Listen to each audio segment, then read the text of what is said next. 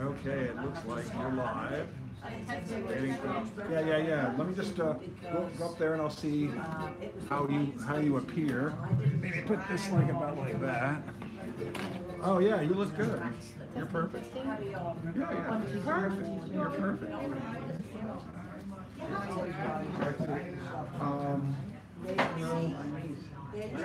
don't know if anybody else wants to do this. Hey Britt, you want to read this? You don't have to. If you don't have to, you don't want to. You can say no, thank you. Oh, you sign it? All right. Okay. Thank you. All right. So what I'm going to do is I'm going to read this, and all you have to maybe do is make sure that I'm, covered by the screen. So I will do that. Thank you, ladies and gentlemen. I practice that every day. So is my head good? Oh my God. Thank you, ladies and gentlemen. Thank you, ladies and gentlemen. You're still around, so am I. Yeah, you'll keep tracing Nancy and Sandra. Yeah, remember him? Yeah. And How about that? Is that good? Sound good? All right, ladies and gentlemen, we're about to get started. I'm going to read off the checklist here. This checklist will be changing and evolving, as you both know. Both? Thank you. All right. So it says here, welcome to Sacred Grounds with myself, Dan Brady, as the current host of this, the longest running open poetry mic in the known and unknown universe. Thank you. Serving up good food and fine poetry since 1972, even though I wasn't here in 1972. 75 or 78, I was actually right here reading poetry when I was much younger. Poetry of all kinds, ladies and gents, is what's welcome here. We respect the mic. That means keeping conversations to a minimum when someone's talking. To a slight was putting your phones on mute or airline mode or vibrate or whatever the heck it is to make sure that they'll go in the middle of somebody else's pronunciations. Maybe not walking in front of the poet or walking up to him asking what was that word in the middle of the word. If you want to know what's going on here, you can get on the emailing list, which is our opt-in emailing list. And over there, well, that doesn't have the Facebook, but there's a Facebook group. Wait a minute, this thing is a little sparky. And then also that YouTube link up there, Ustream link, is evolving. It's going to be changing. We're going to put a flyer up there. So if you want to find out where all the videos are, you can let me know. And we do stream live, and that means you can see yourself here at some point. People who are at home can view in if you give them the right link. If you want to hear somebody else's poem again, you can, even if you don't like the third tense. You want to do a self-critique, if you really want to, that's your business. And of course, it's a way to put out your word, the word, our word, any word. And that's the word. We have an ongoing theme, which is a quote by Margaret Mead: never doubt that a small group of committed citizens can change the world. Indeed, it's the only thing that ever has. They all start out small, even the bad ones. We are pleased to say our feature is Nellie Wong, who's giving the Queen's Wave right now. The keynote. Oh, let me just do that right now before your very astonished eyes. Now, last week we had a nice writing kit, and here's another beautiful writing kit. Take a look at this. Oh, let me just do that right now before your very astonished eyes. Now, last week we had a nice pen, zippers, things, all that stuff like that. She's focusing in on that. There we go, like that. Very beautiful. And I'm going to step over here. You don't have to follow me with that necessarily, because that's Gentleman in Moscow, a highly recommended book, brought to you by someone who's here right now. The Alchemist, Paulo Coelho. Coelho, see, I didn't do it last week. The House of Broken Angels, Luis Alberto Urrea. Urrea. Oh yeah, EA, sorry about that. Elizabeth George, For the Sake of Elena. Oh. Someone said, oh, is that a good book? No, Elizabeth George. Okay. A Passion for Birds, Elliot Porter's Photography, and John B. Horbach, with an essay by Powell, which is looks like birds. It's not quite for the birds yet. And then we have a couple of DVDs of Vivaldi's greatest hits. Oh, God. Thank you. And then this is RCA Victor Chopin waltzes. Ooh. So if you like the pilot, which Nicole is right here, the keynote, which we'll hear from in just a minute, the mini feature, That's a person who comes into the second half, the second show rather, and gets a nice 8-minute chunk of time. And if you signed in, your name is next to a number, and I have these cards. I shuffle these cards, and that's how I determine who gets those. So anyway, we are ready to start in theory or in action. And Peter, our keynote of the evening, is coming forward right this moment. Give him a round of applause. Get him up there, ladies and gentlemen. All right. I've got a couple of short poems. This is Kenneth Patchen, who I discovered when I was about 16 at City Lights. We go out together into the staring town. We go out together into the staring town and buy cheese and bread and little jugs with flowered labels. Everywhere is a tent for us to put on our whirling show. A great deal has been said of the handless serpents which war is set loose in the gay milk of our heads. But because you braid your hair and taste like honey of heaven, we go together into town and buy wine and yellow candles. Oh, this is a celebration enough for 20 worlds.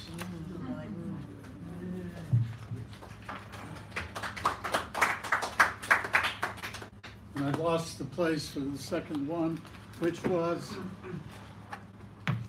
God damn it, Death, I wish you had no look in here. And I can't find it right now. Drinking Together. This is Li Po, translated by William Carlos Williams. Lights along the river, near midnight, a gusty lantern shines in the heart of night. Along the sandbars, flocks of white egrets roost, each one clenched like a fist. In the wake of my barge, the fish leap, cut the water, and dive and splash. First, next aren't. Fireflies in the dark flight flash. Keynote. I'll be back at the open.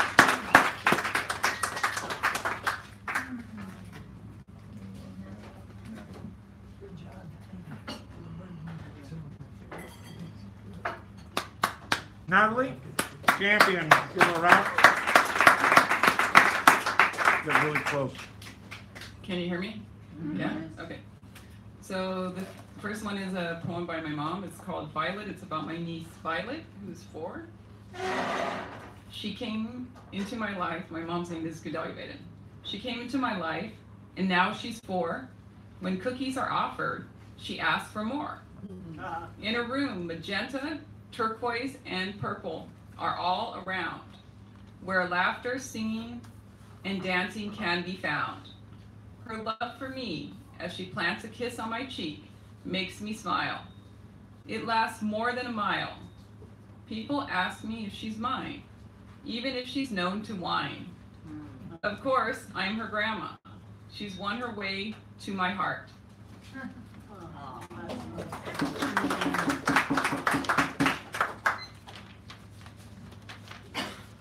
The next one is another one by my mom, Gedalia Baden. It's called Fall is in the Air. Fall is lovely with its beauty. Crimson and bronze leaves falling from liquid amber trees. Crisp, cool weather. Deep pink sunsets. Days growing shorter. Oh no, here we go again, walking our 6-pound chihuahua in the dark. Famished coyotes searching for an evening snack. Oh my, fall is in the air. Natalie, give her a round. Woo!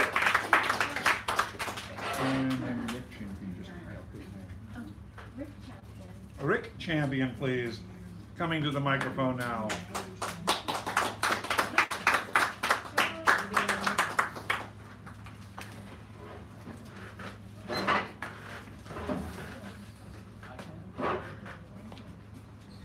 This is on the theme of working man's struggle. It's called Strike. The cartoon man looked a lot like my dad. He had a lunchbox, but I saw smokestacks.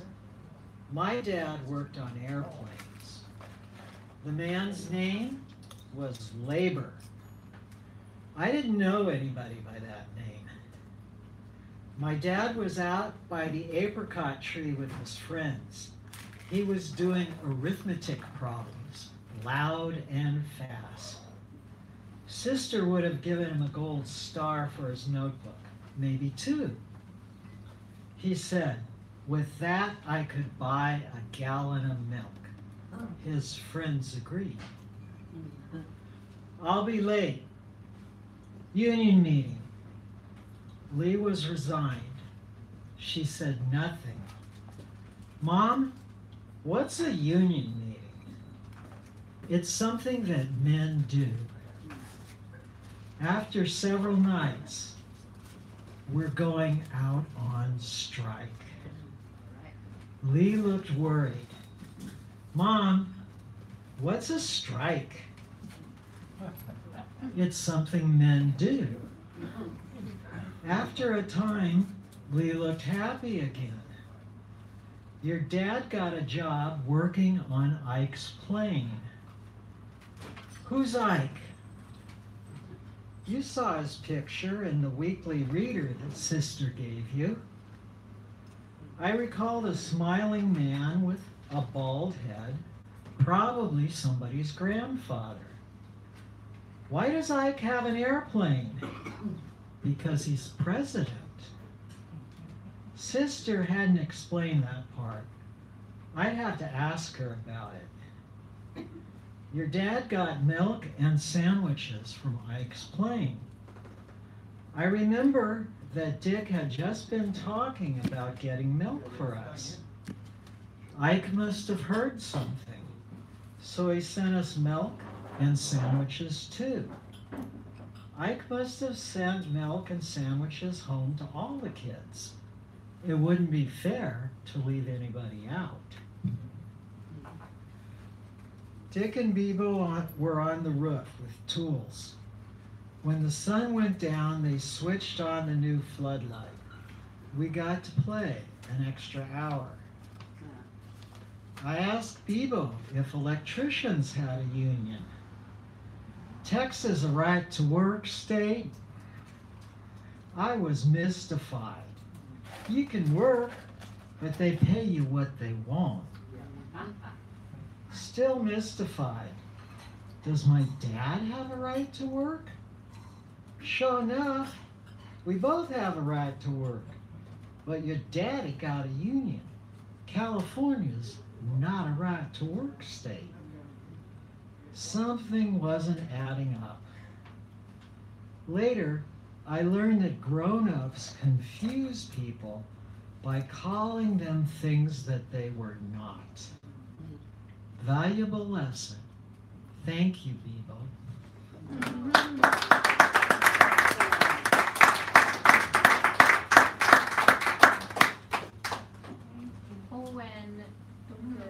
Owen.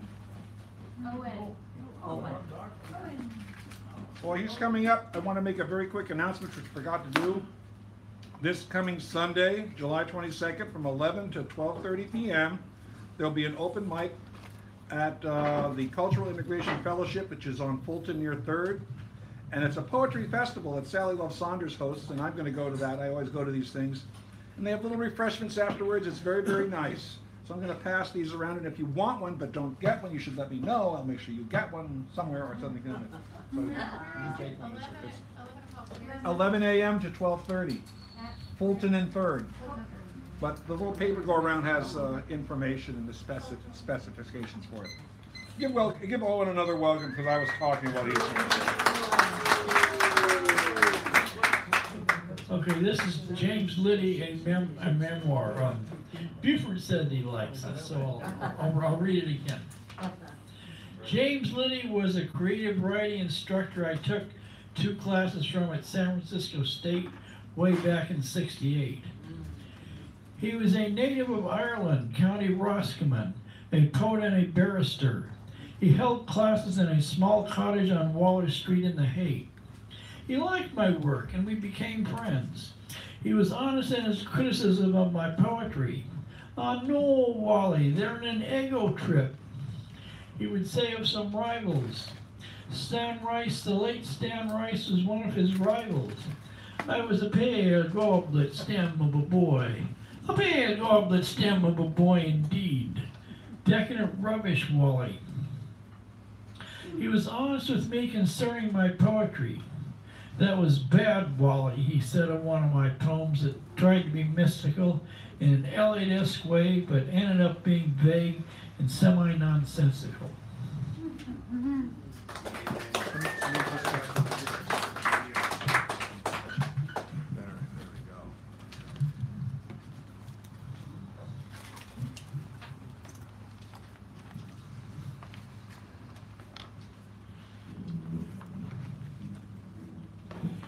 So cold the air. The day after the sunshine, so welcome after the mad stare of the bad rain, the roaring wind that came from somewhere around. December invited it to stay and say something. It said to February, "My feet will not always be here to stay on the ground."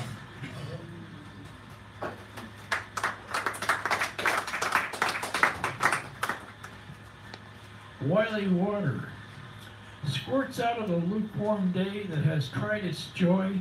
Conversation is like a bubbling cauldron of ooze. Conversation in the little cafe is like a bubbling cauldron of ooze. Life is like this, not like that. I am confused. Chances are more confused than everyone else is. Sonnet 226:12. There is this day, the afternoon sun, the death of the imagination. No quiet all around me. Is the imagination the resound? Some people like to go naked in the snow. The rain, others like to listen to the sound of sirens as though they were listening to the sweet sounds that do not cease. A symphony by Beethoven, a concerto by Mozart.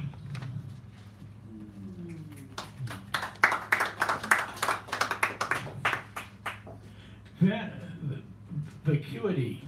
This day promises a trip to the morning, quiet as a closed door. Honesty makes the day longer. Deceit is ripe in the verbal barrage of infamy and wonder. I wonder, as I often do, at wonder, and I wonder what it is like to wonder and wander about the earth like a searching Daedalus. My mind wanders afar, my body stays put as though my legs were chained to a chair. My mind wanders longingly back to hot 29 Palms, to the hot desert, the heat simmering, almost creating a mirage. Old timers have seen some. Saloons, naked girls, water buffaloes swaying to the rhythm of the hot heat.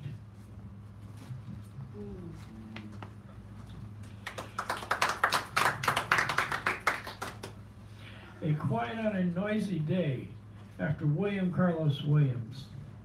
Waves restaurants, the Bay Street Mall, funny looking shops, wives with their babies as I gawk my way among the busy tourists, a slick gash of real life as a papier-mâché sea captain goes down with his ship, the SS the Curio Shop, with painted t-shirts saying that you are as passive as content as the laughing waves of Aquatic Park. Thank you, Mr. Owen Dunkel. Thank you very much. Beautiful.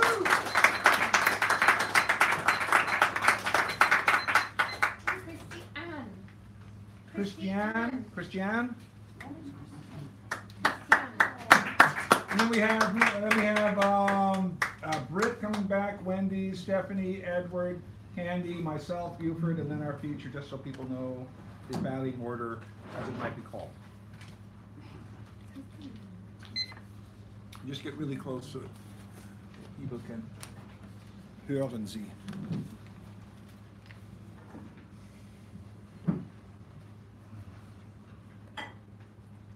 there's a train that goes from Paris to Nice. It leaves very late at night and arrives in the morning. Train bleu. No more pandering in St. Pauli. No more U-Bahn transactions. And no more Greens pontificating along the Elbe. Ring-laden fingers tease henna-reddened hair dropped from cognac bottle to trucker from Valencia. Uta trembles before the warts and blackheads of the charwoman who warns her not to enter the sacred family steeple if she is pregnant. Freya clutches the antidote to an atomic blast nightmare, the cyanide capsule her mother gave her. As far as Freya is concerned, the two stone heads on the roof of Marquis Dali's villa are Siamese twins. For Uta, they are sad and happy Greeks who curse the gate of the Port Agat Club Med.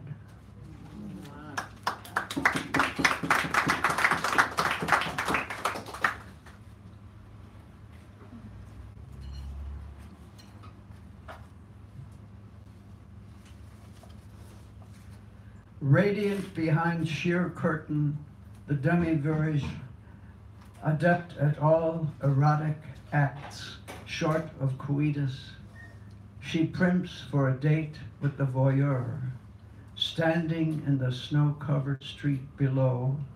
Behind him, a woman and a man threaten each other, quantifying affection inversely proportional to loathing.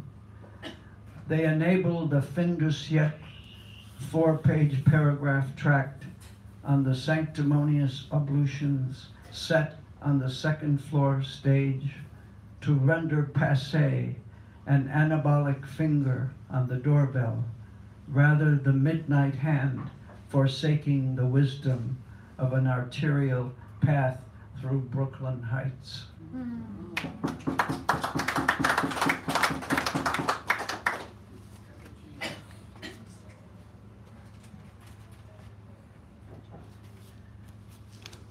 Shades of blues, lenses prismatic, aboriginal spirits converging songlines, foment jive.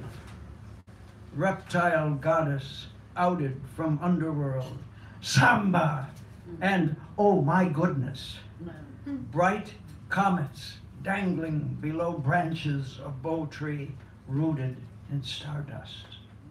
Nice.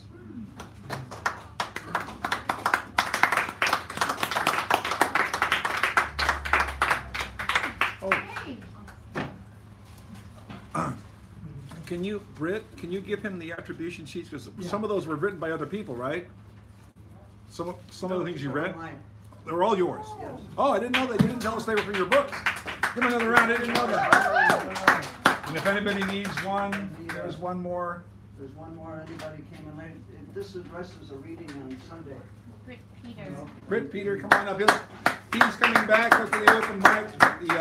The keynote always comes back to read their own. Oh, yeah. Thank you, sir. About that. All right. Okay, the theme tonight is sucker. Okay. Let me just, Word bank. There are words that poets should only use once or sparingly. Shards, malleable, eminence, sucker. Shards used, saved the poem. Malleable used, saved the poem. Eminence, used more than once, save those poems, send them out. Sucker, to furnish relief. And who offers us relief? Geishas, Jack Daniels, tobacco companies, the Republican Party, the Democratic Party, which brings us around to the other theme word. We are all vulnerable, such soft babies. Sucker, fools, simpleton, dupe, willing idiots. Ah, tempted by the Dionysian way. As our landlady once said, when the drunken tenants came back from the sake joint on Buchanan Street, you suckers were fleeced.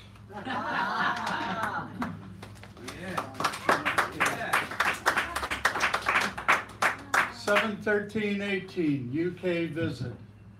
Pomp and circumstance was never more forlorn. An outgoing PM holding hands with the man in the long red tie before a movie set castle in a vacant lot. Downtown, Trump was flying high, diapered balloon over Trafalgar Square. Don't turn the TV off, take notes, kneel. Later in the day, an old lady in a fine blue hat waited impatiently while the band played a tired rendition of Francis Scott Key's only hit. I'm late for a very important date. The fleet of black vans finally arrived after taking back roads to avoid being noticed. Tea with the Queen, roll her out again. Pomp and circumstance, a 20-minute photo op. The choppers are waiting to take the VIP to Scotland. A quick hop over Hadrian's Wall. The man in the long red tie asks, "Where's my golf course?" And finally, Putin and Trump, 7/16/18. There they are before us all, like albatrosses on point, like dinosaurs chewing on each other's necks, blowing smoke as usual. They've worked together before. Didn't Reverdy say, our fate is being decided in some side room? Another reworked situation, comedy, or farce.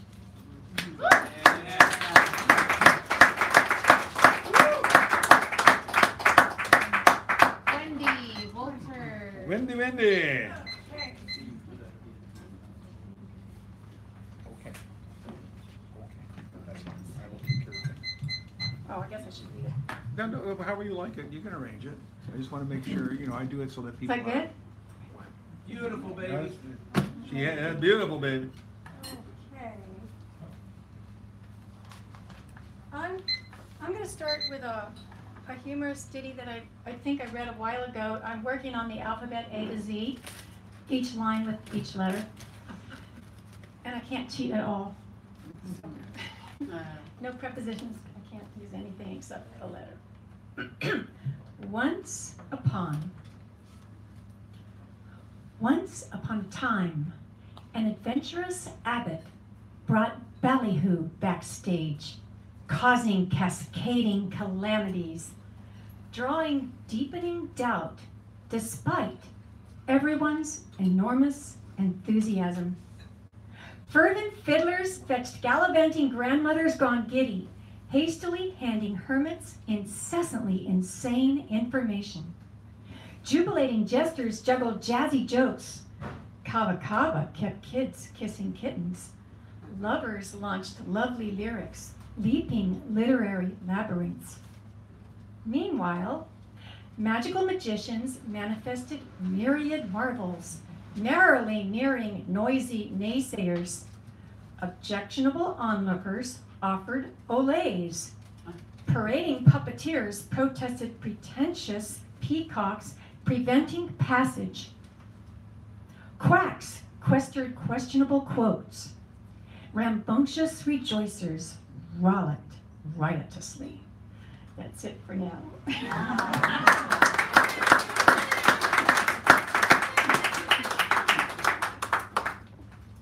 Okay. This poem is called Something Greater. Just a small circle we were of strangers reading a book. It could have been any book, but it happened to be this one. And I thought it would just be a sharing of ideas, a learning a little more about life as a whole. But it turned out to be an unexpectedly transformative experience of seekers, once separate, who became a kind of family, bonded by something inside each of us, felt by all of us. In only a brief passage of time, sitting together, reading, pondering, asking, listening, there unfolded the sweetest atmosphere in the air, out of this circle of individuated selves who were transported into something greater, silently becoming a community.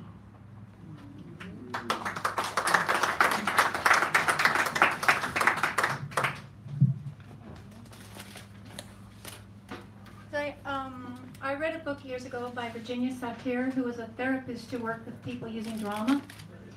And one of her poems really struck me, and so I took the lines and kind of turned them around a little bit into my own experience of relationship. It's called When Love is Love. I want to love you without clutching, appreciate you without judging, join you without invading, invite you without demanding, leave you without guilt, criticize you without blaming, and help you without insulting. You want to be loved from openness and awareness, appreciated with touching wonder, joined with feelings comfortable and revealable, invited with partnership on differences. Have your own world of life, secure in the knowing of our connection, even though we may be different or apart. Criticized with gentleness, for there may be unspoken needs, and helped only if you ask, for there may be something I can learn. When love is love, we meet and enrich each other. Untainted by assuming minds, we live from the wisdom of the heart. Such a love is surely the greatest happiness for each of us, and the best of happiness together for the lover of love and the beloved.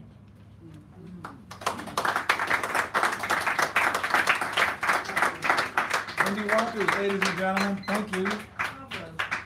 And now, the wonderful, amazing, and completely capable Stephanie Manning will be coming up to the microphone. Give her a nice round of applause. You might want to raise it up a little bit. From here. Yeah, from yeah. There you go. Oh. Horshay Tuki, that means hello in Chochenyo. I say it for my Ohlone friends. And this little writing is from news, the latest edition. You never did speak again. They never again heard the lovely voice. So Skunk thought he was dreaming when he heard a woman singing thus.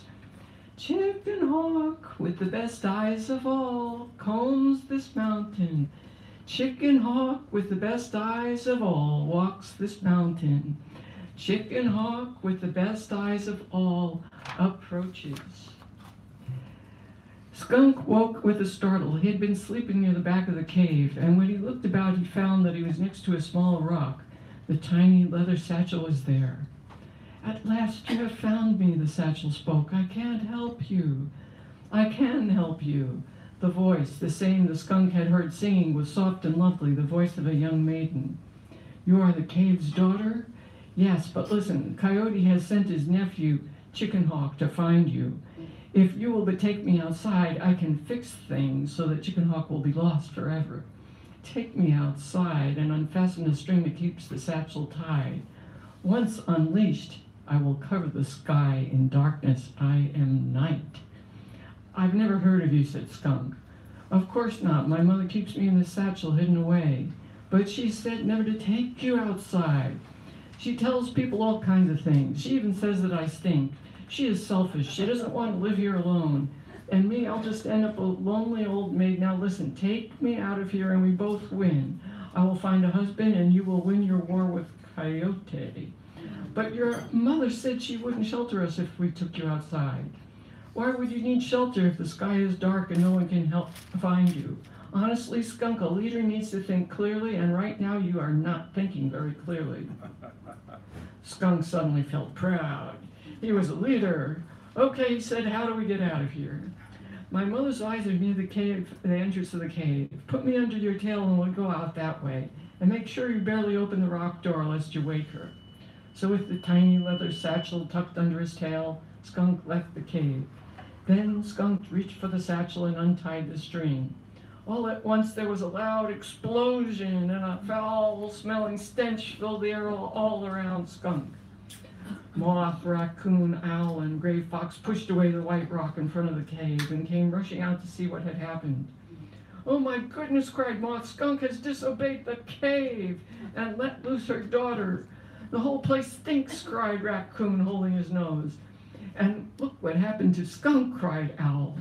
They all looked and found Skunk, frustrated, struggling to detach the smelly satchel from under his tail. And that wasn't all. Down Skunk's back was a white line from where he had scratched himself while creeping past the barely opened white rock door. Behind them the cave echoed, I told you never to take my daughter outside. Now the world will never be the same. But where is your daughter? Asked a bewildered gray fox. Where is night? Look up, answered the cave. When everyone looked up, they found that the sky was dark. And not just the sky, but everything around them, for night had escaped and covered the entire mountain in darkness. Meanwhile, Skunk kept trying to detach the satchel from under his tail, and he had discovered the white stripe down his back. Look what has happened to me, cried Skunk. But that was the least of his problems. Now the whole world was covered by night. All of Skunk's followers came out of the cave then and joined the 4 others gathered around Skunk. They pleaded with Night to return to the tiny satchel, but to no avail. She was free now, and she ignored their pleas. What are we going to do? Said Moth. Isn't there anything we can do to capture Night and put her back in the satchel? And if you want to know the answer to that, you too can get a copy of Greg Sars's book, How the Mountain Was Made, or a copy of News from Native California. When we get that, we will. Thank you, Stephanie Manning. Edward Maiku. The Honorable Edward Maiku is now coming forth. Give him a round of applause as he approaches the podium to hold 4th, 5th, 6th, 7th, and 8th. Or 9th, but it tells me not to go that high. Can you believe Stephanie did that? Let us halfway. Yeah. Well.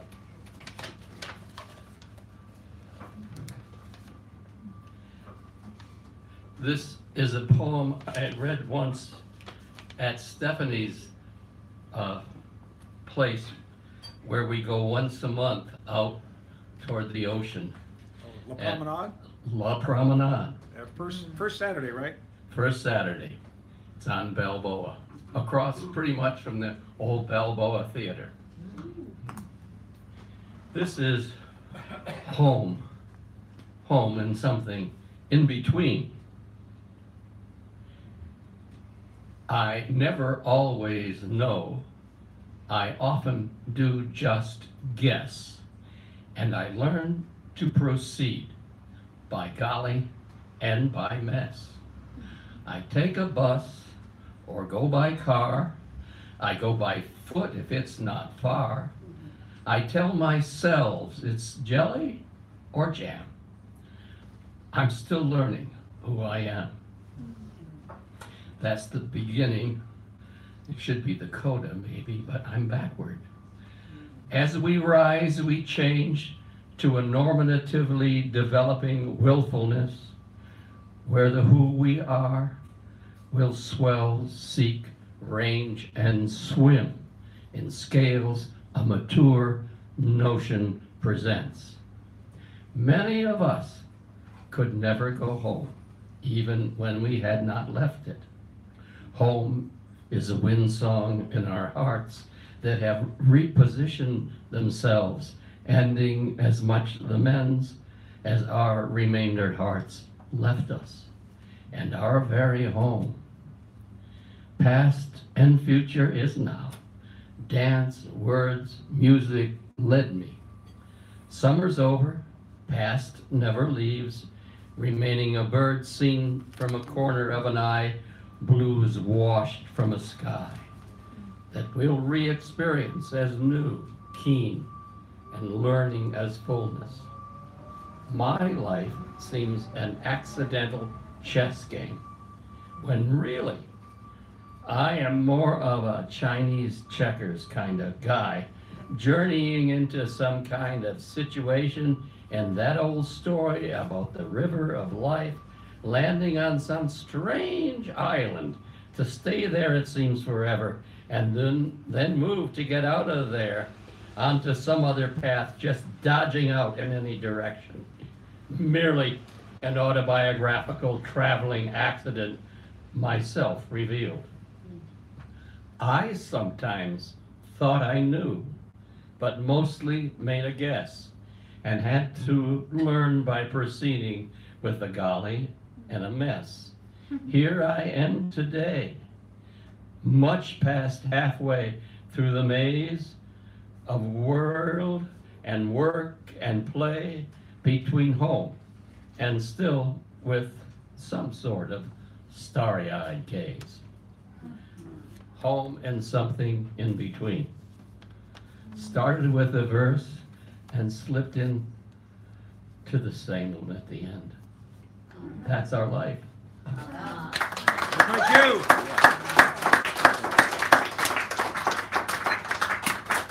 Candy Michelle. Candy Michelle. Andy, that is her. She is coming up now, and we will give her a nice warm welcome, please, as she comes forward to tip the mic in our favor. For God's sake. I just realized that the school right there, New Traditions, I went there many, many moons ago. Oh, yeah, moons. yeah. People who grew up in San Francisco, we're a rare breed. Okay, so I wrote this poem. You have to get maybe really close. I didn't finish it. We'll see. All right. Okay, so should I lower it? Just a little? Yeah. Could have done that, but I didn't think of it till just now. Okay. No worries. I look taller than I am. What? That's okay. How about like that? Okay. Is that good? Hello. Okay. Yeah. All right. I don't really read what I write, so I'm gonna try this. It's rare I read a poem I wrote. So this is on the theme sucker. Yeah. Okay. So this is on the theme sucker. Oh, which one? S-U-C-K-E? S-U-C-K-E. Okay, there you go. All right, just make Okay. sure. Yeah, I'm a sucker. Falling for a cute pucker. You know the type, luscious lips, nice hips, and a good smile. I just want to stare for a while. A good look totally gets me the hook. I'm shallow, what can I say? Probably why I'm alone most every day. Is it because I am a sucker? There was that time I did fall for a trucker. He left, they all do. You would too. Apparently I'm unlovable, just barely tolerable. That's what they say, well, when they don't get their way.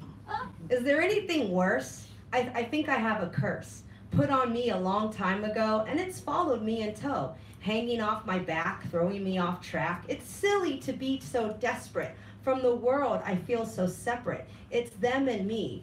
Is that how it'll always be? Looking and searching for love. What else is there? What more? Someone once told me I have unmet needs. Duh, go deeper into my weeds. Sorry. They think they will find my buried treasure. If you find it, give it here. Bring me some pleasure. Because sometimes you want to be embraced. I think the desire can be traced to those who brought me here, raised me in a home full of fear, scared to ask or desire anything. Negativity is all they bring, telling me that I was worthless. My needs they dismiss, telling me what they thought I needed. My calls for anything went unheeded, or was met with name calling. Growing up, I was falling into a deep, dark place I didn't understand as I dreamed of living in another land. Always waking up in my bed, their negativity running through my head. As an adult, I broke free, but did I really? Because now I search for love and kisses from people like them, always dismisses. Still not getting something healing, I attach to those with no feeling. At least for me and mine, nah, I hear that I whine.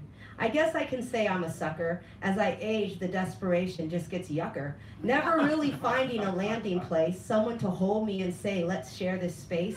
My problems pale in the universe. I know, it could be worse. I'm grateful to still be here as I hold out hope that love is near. Yes, yes, I am back on that. It's always in my mind where it has sat since those early days when I cried myself to sleep, as they called me dramatic for making a peep, having feelings and being a person that just made the abuse worsen.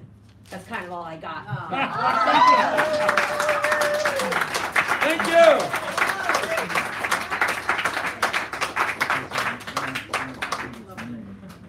Daniel B. Daniel B, that's me. Oh. Thank you. Thank you, thank you. Just make sure I'm in there. So, come on. There we go. I'm adjusting this now. So I'm going to be again reading from the latest issue of the Haight-Ashbury Literary Arts Journal, because there are several people in here who are really great, and people that I don't know who are great. And so let me just find where I wanted to go. I have them marked, so don't fear it. Don't fear it. Okay, I think this is it. Huh?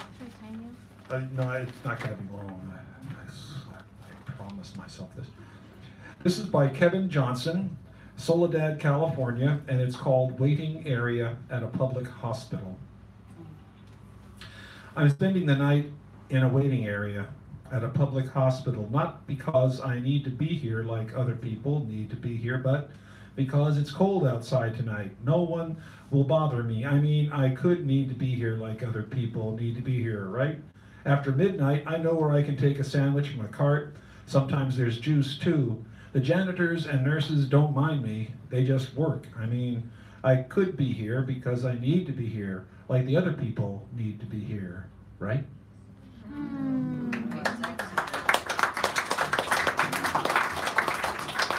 And this is by Kim Shuck, our current poet laureate. Title, We Don't Panic Here. Panic is a luxury for those who are only in danger seasonally. Relax between battles, neighborhood chosen from a catalog.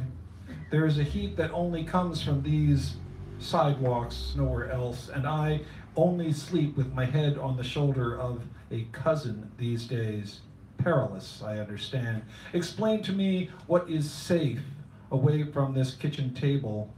Texture and quality of your words and yours. Weave, the weaving time is here. Sift, pull, edit, manage. Stand with me here in the ceremony of living by breathing water. The rain is coming. Relax between battles. Smile or help. There is heat that only comes from these sidewalks.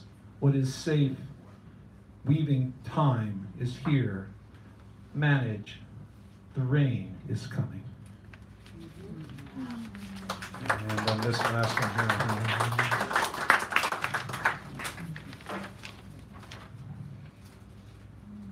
Farm Time by Todd Bryan. A 200-acre farm squats low on its displaced haunches in the cold November mud, the dark, rickety barns sinister, and the worn-out tractors silent, though they tell an endless story of age and weather. The farmer wears as many seasons as the land he tills. Slowly, without agility, he will forever work those same fields. His children have all moved away to distant suburbs.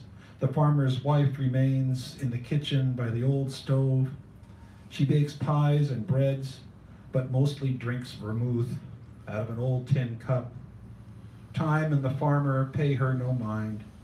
The dirty mutt sleeps continuously at her feet. The dog never bothers to lift his head or growl. He just lies there. He never moves.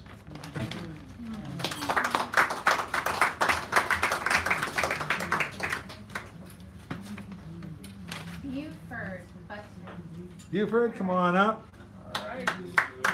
And then after him, we have Nellie Wong. I'll give a special introduction for our wonderful feature of the evening.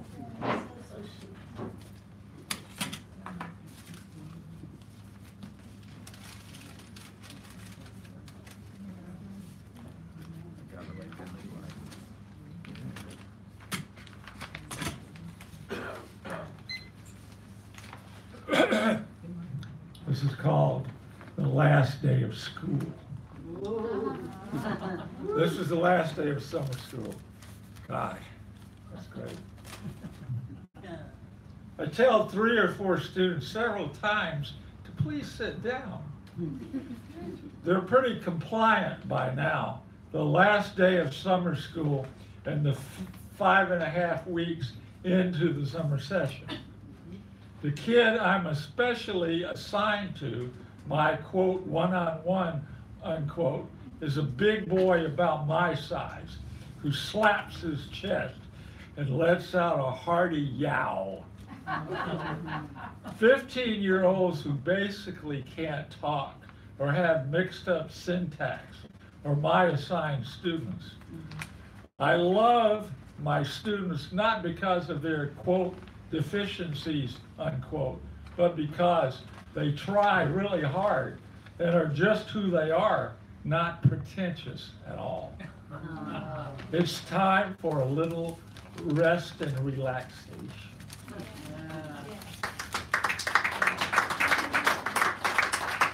This is called I'm Not Sure. You want me to clean up my one-room place. The sink's a mess, you exclaim, and you're right. Southern people have maids, at least my family and lots of other people we knew. My grandmother directed the 4-foot-something African-American woman named Ruby. I need to get into cleaning my place. You're right, it's gross. I dream of a clean, well-lighted place, as Virginia Woolf might have put it. I point my finger at myself. I will clean top to bottom, I cheer myself. We'll see. I do have 3.5 weeks before the 2018-2019 school year begins.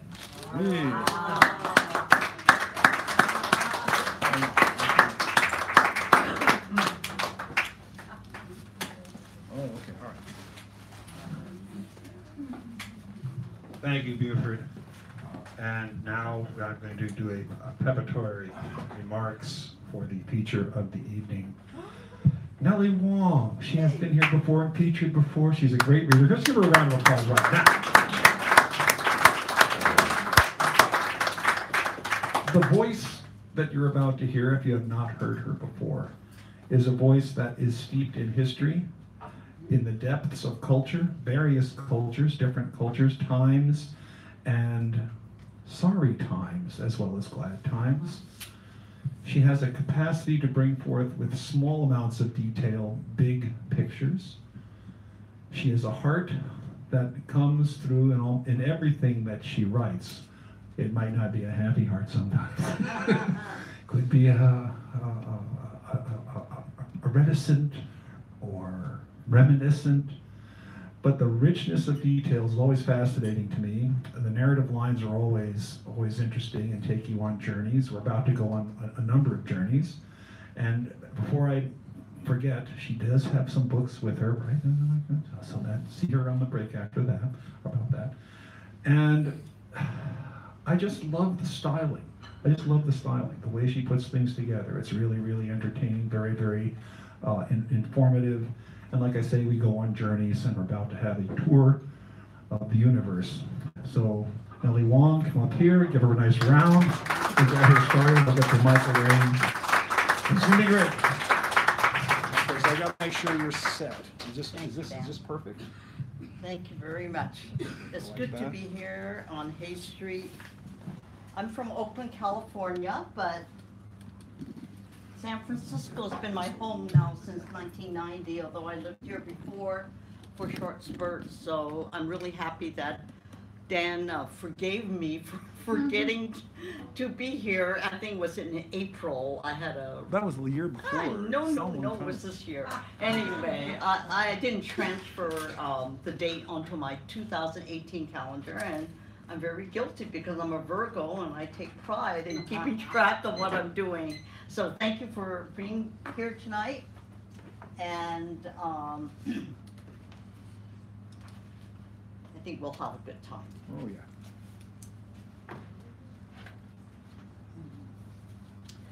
I lost my sister 2 days ago. I was with her with my nephew and my brother at a place called Piedmont Gardens in Oakland, California, where I was born and raised. So I want to honor my sister by reading this piece when she told me a story, and I asked her about what she learned when she was growing up. And she was a girl in China, in the village of Gunduhang. And so I like, King, tell me how you did all this. Love for learning. Aya, Baba, of Lai Hong and Lai King. You are a modern thinker. The villagers of Gunduhang exclaimed. You send your daughters to school. In the heat of South China, Lai Hong, 11, and Lai King, 7, walked barefoot to school in the next village, 10 minutes away. A servant girl accompanied my 2 oldest sisters, who each carry a gourd of cold boiled water to quench their thirst during the 8-hour day. Lai King loved learning to read and write. She loved practicing free calligraphy. Among 80 boys in the school, these sisters in 1933 memorized their lessons from a book kept at the school. They recite the stories to their teacher, who obliged the Gimsan Hak, the guests from Gold Mountain, who sent money home to Mama to pay for their tuition. Baba already lived in Oakland, Chinatown, having emigrated in 1912 at the age of 17. Still, he knew that he wanted his daughters to be educated. He had learned to read and write Chinese as a boy in the village. Baba even hired a tutor so that Mama could also learn to read and write. I remember Mama reading the Chinese Times, Kim San Si Bo, in Oakland, Chinatown, never questioning once why she was able to read the newspaper. Lai King remembers walking on the narrow road to school. It was wet as the school was a couple of rice fields away, and daily she and Lai Hong walked to fulfill Baba's dream that education was for girls too. Lai King knew at age 7 that she wanted to be a teacher. Today, at 79, she is a retired school teacher. My path was different. I don't remember that Baba said that girls should be educated. Mama convinced me that she and Baba could not send all 7 children to university due to the family's poverty. Flo, my youngest sister, was as feisty as Lai King and completed UC Berkeley, as did my youngest sibling, Bill, who is a journalist. We remaining sisters, Lai Hua, Leslie, and I, did not attend college. Instead, we worked in offices from age 18, utilizing our skills of typing, filing, and writing business letters. I loved learning to write in shorthand, typing at almost 100 words a minute, taking dictation, spelling accurately, with no such marvel as spell check. But there were books at the Oakland Main Library, a few blocks from Chinatown. Shelves and shelves of books we children would check out week after week, because when you are poor, you read. Television was not yet an interference, so my world grew through books, through the adventures of the Bobbsey twins and Nancy Drew and Huckleberry Finn. Concurrently, at WAQ Chinese school, I too learned to memorize my lessons and recite them back to the teacher, a Wong Sin Sang who whacked my fingers when he caught me reading the Oakland Tribune in class, And when the odors of hamburgers and French fries wafted through the classrooms, sneaked in by us Chinese American kids, our parents would receive notification that we had misbehaved, thus violating the precepts of Confucian thought and authority. Our crime, we were children. If I could not read, if I were illiterate, I would not be standing here today. Language is my love, my passion, linked to the possibilities of the world split open through political activism, through creativity, through the imagination, through organizing for education for all. That began for our family of writers and artists. In the imagination of my father, whom I've dubbed a feminist man, who valued his daughters as much as his son. Pop, as we fondly called him, had no college degree. Though he finished 8th grade at Lincoln School with his vision and his great heart, with his rolled up sleeves, he spawned a family of creative thinkers and doers, possibly regretting, had he lived, that there are no doctors or engineers in the house. Baba's love for learning has passed on to me. He is smiling at us from his village boyhood to Gimsan, Go Mountain, where literacy and education still must grow as verdant as tongue trees in the hallowed halls of public schools and libraries for all the people.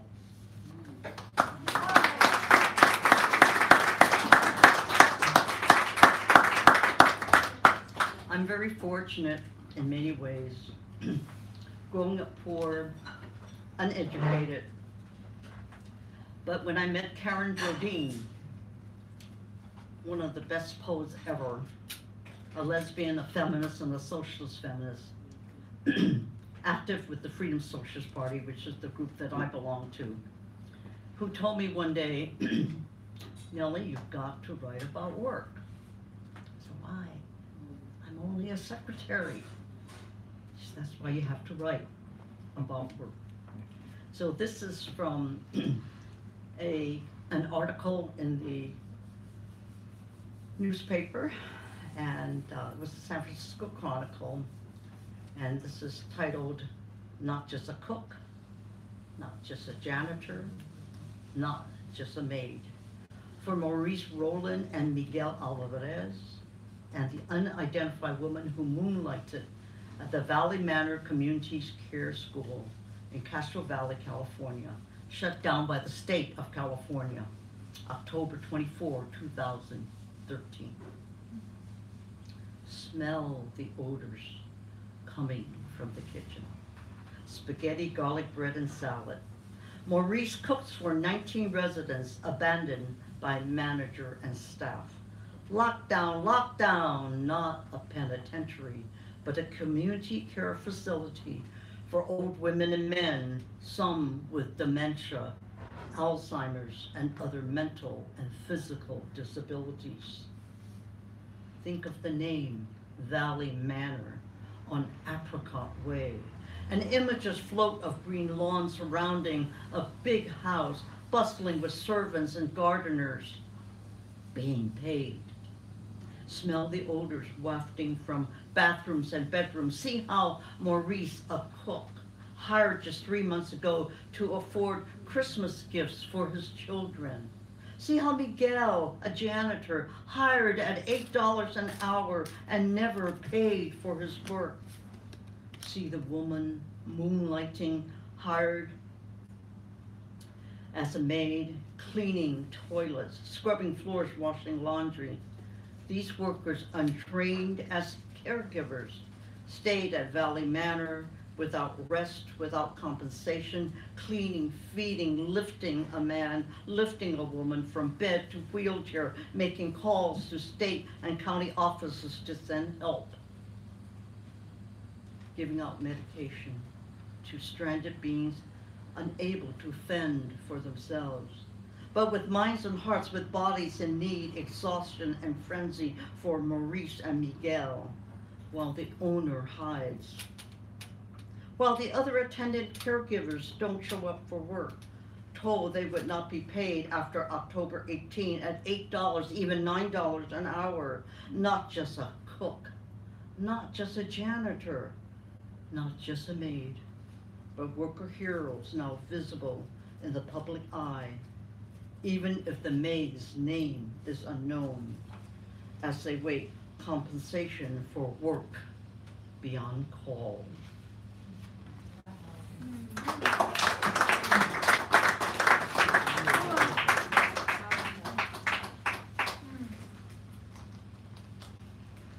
Maybe it's Basho. Maybe it's Basho, walking across the stone bridge, the stream rippling, full of koi. Maybe it's Ju Jin, dressed as a man, urging her sisters to rise and step forward. Maybe it's Clara Fraser in her inimitable style saying, "Come on, sister, let's make a revolution." Maybe it's the bumblebee flitting from flower to flower, the squirrel scampering up a tree, then disappearing. Maybe it's the crowd amassing in front of City Hall, protesting the California Supreme Court's decision upholding that only a man and a woman may marry. Maybe the government's holding our right to torture in the name of Homeland Security. Maybe it's Oscar Grant no longer smiling, no longer holding his daughter in his arms. Maybe it's the women in Congo being raped. Maybe it's the homeless man asking for $1 for the street sheet. Maybe it's our need to share public beauty in the midst of war, crisis, and famine. Maybe it's the poem, Still to Be Lived.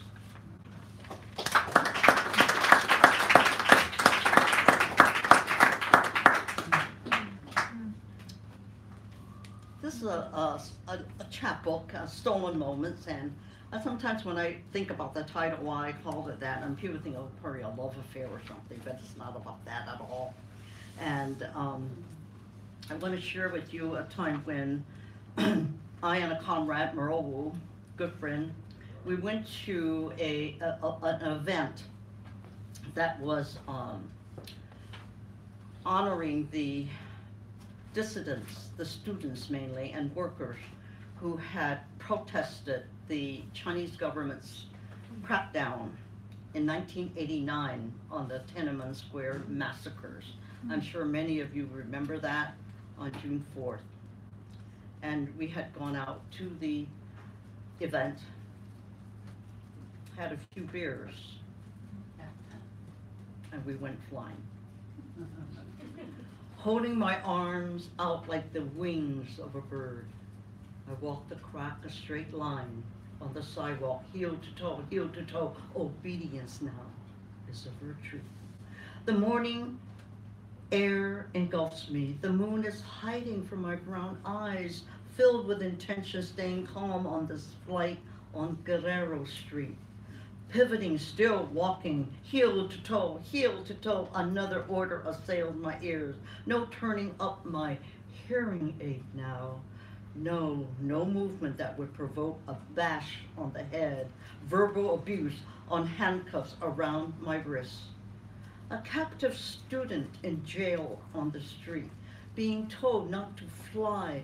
Don't be a bird, I think, his badge shining in my eyes as he barks out, just follow my instructions. Just do exactly as I do. Cooperating is my forte. Right, left, left. He thinks I will make a mistake. He thinks I will not know the difference between left and right. That my name breathes intoxication, resistance. Yet, yes, intoxicated with desire for democracy in a socialist China. Intoxicated for a woman's right to choose. Intoxicated with the strength of women warriors, intoxicated for the right to speak a native language in workplace, intoxicated for freedom, roofs over the heads of the homeless. I fly yet keep my hands at my side, my eyes straight ahead, devouring his silver badge, knowing that a woman alone on the street is deep a targeted enemy, a bull's eye. A man walks by, watches my movements, watches my left hand touch the tip of my nose. My right hand touch the tip of my nose. Left, right, left, right, left, left. Meanwhile, the cop yells, "Don't you move until we tell you to." Undaunted, I reply, "You don't have to yell. I like talking back." Yes, left, left. The glass is half full. The night is a friend with no comrades in sight. Intoxication is breath, restless sleep. Wakeful, a ribbon of red, riding night dreams. The immediate goal is to fly, feel safe in my own room. Surrounded by pictures of family, wondering how it happened, being stopped for running a flashing red light, flashes of imprisonment, concrete walls, flashes of light. This danger hovers over me as I jump into my car, encountering another police car. As the next intersection, hoping they will not notice this woman flashing red, flashing left, left, intent as signal, sober as landscape, flying with immense desire for freedom, flying home.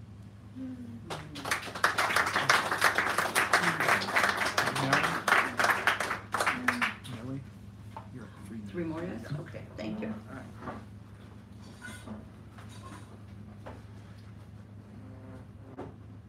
Elephants and flamingos. 40 wild elephants rampage in eastern Sumatra. Smash homes, destroy palm and rubber crops near jungles.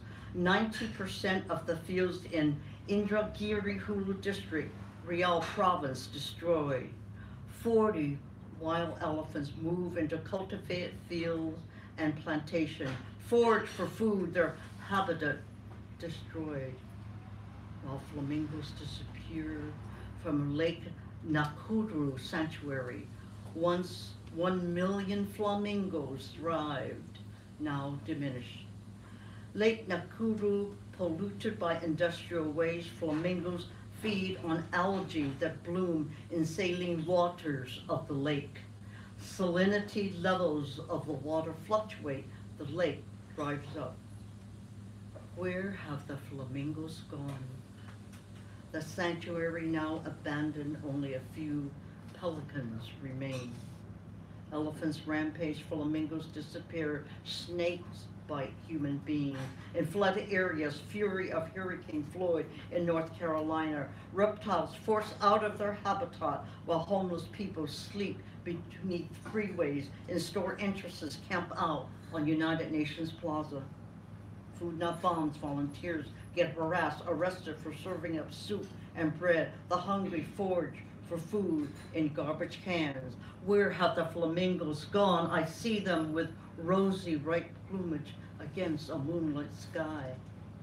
They live even if I have to imagine them, not as giveaway flamingo keychains, nor plastic flamingos gracing manicured lawns, just beautiful flamingos with scarlet wing covers and black wing quills, riding on top of raging elephants, stampeding the earth for a new habitat.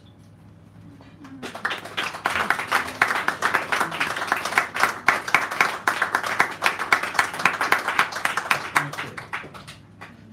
And I think I'll close with this short piece. And my friends and family who know me, I love jazz, I love to cook, and I used to, resent people ask me, where's the best Chinese restaurant to go to? Then I said, you know what, you do like to cook and you do like to eat. So usually as I age, I always think about, what will be my last 30 meals of my life? And so I want to celebrate what African Americans and others have given us in our culture, in our great U.S. American culture that is so diverse and international that there will be no American culture if it weren't for the immigration of people who are escaping harm and violence in countries and poverty. And that's one of the reasons why my father immigrated to the United States in 1912. Instrumental rhythm, cooking sweet and sour rock cod Eve, playing cool jazz, yeah, whether tenor saxophone or trumpet, pat the fish dry, sprinkle red salt and pepper and the nose fly, syncopate, pour oil into the wall, get it sizzling. Place the whole cod into the concave body of the wall and let it fry, messengers of jazz in birdland. Wedged tomatoes, sliced yellow onions, and green bell peppers collide in unison. Chamber music in wrought iron, pour white vinegar, almost half a cup, mixed with granulated sugar.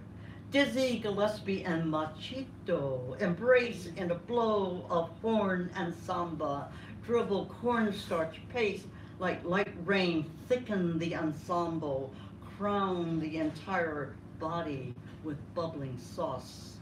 Off with the apron, pour Pinot Grigio, clash the cymbals, serve the fish on an ice blue platter, scoop steamed long grain rice into celadon green bowls. Sit down, let chopsticks do the dance, a finale that rocks, that never ends. Kelly Long. I told you, stories, savory things, beautiful. So we're going to take a brief break. This camera will still be running, but it'll be turned to face this wall so that, you know, if you come up here and start talking about your secret plans to rule the world, you know, don't do that here, do it in that corner over there. And Rob will help you out with it. So we'll come back. We have Rob kicking it off, Antoinette Payne. It looks like, is it William Crossman? Yes. William Crossman, yeah, you're coming up as a feature next week. And then we have Karen Melendemoon, Greg Pond, Sharon Scott Kish for a mini feature, Garrett Murphy, and then Rob closing it out. And if you're not on this list, and I didn't read your name, you can put your name on the list.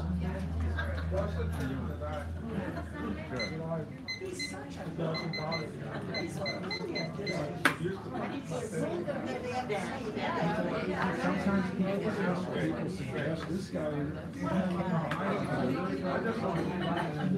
Somewhere along the line, he said, "Can I be a feature?"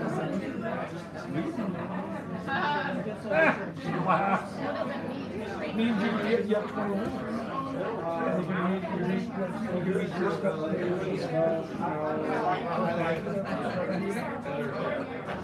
think about it. It's to make you nervous, you don't have to worry about it. I've been hosting in here and it's the person performing this person here, 23 years.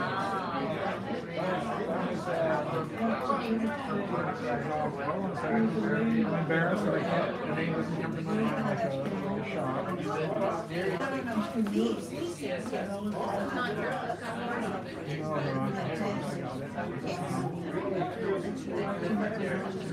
Johanna would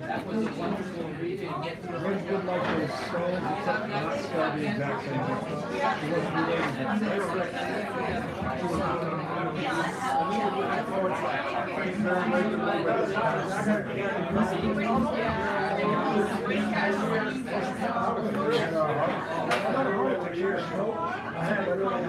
No one who was with her at the time so they thought she had just fallen down in the bucket. By the time they realized that she was you should have brought her here last night. And it was like on a Sunday. And the previous Friday, previous Saturday, the previous Saturday, she had been honored at the main library in San Francisco. It was a real big honor. She wrote for the book, and there was a wife. I was there, huge meeting, people showed up, and then we took out the bacon, and it was beautiful. And then my first night, we played teachers the following Wednesday. We found out Monday was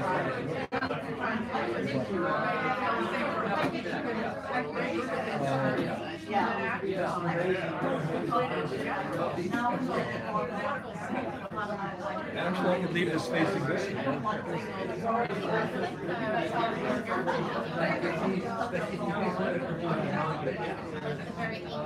Yeah, well, Wednesday. I'll just turn this around for a minute. I'm gonna stand up and about another 5 or 6 minutes, something like that. Let me just make sure you're not. Oh, you're in the thing. I'll go up like that. That way you're not in the thing.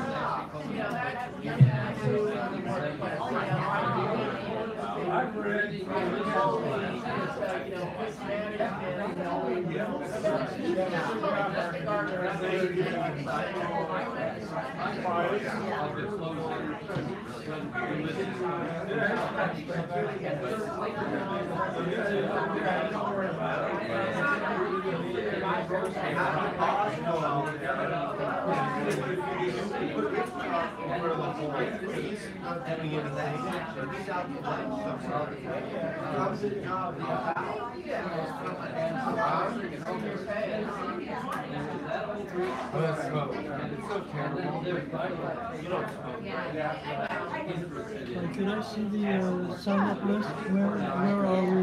We just ended with Yes, I'm knowing you from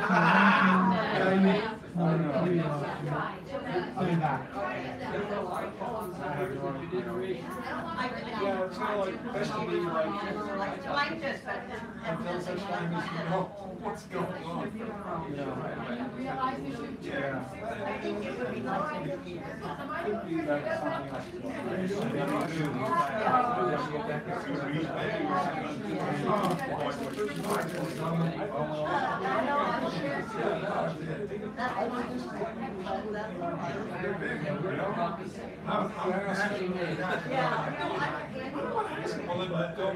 I can't stop.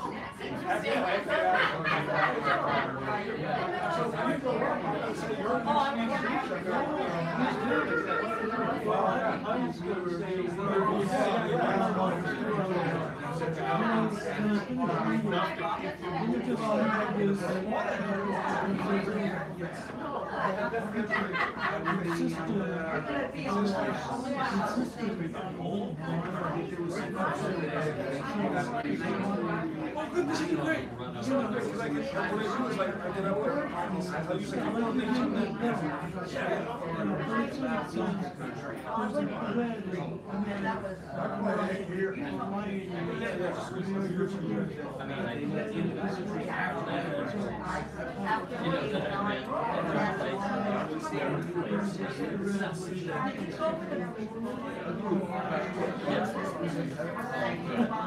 Now don't be dancing in this floor. It's not in your own house.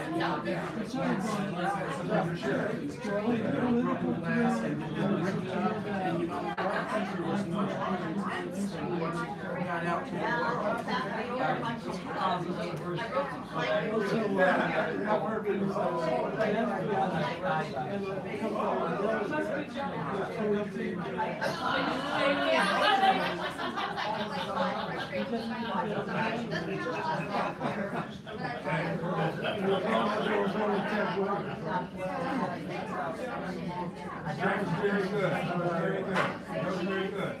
How's that one? And you? Thank you. Good meeting. Hey!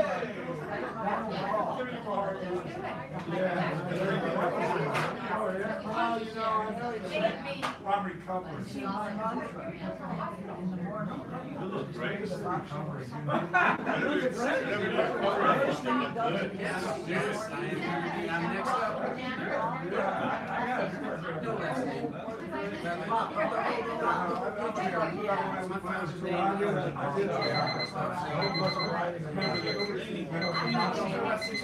Oh, nothing recent. Yes. Thank you so much. And if anyone ever says you are not perfect, you will tell them that I know someone who will tell you I'm perfect. And I will say, you don't think this person is perfect? I have words for you. And I will say those words, but not in front of her because she will get mad at me. Okay, somebody who's up. Oh.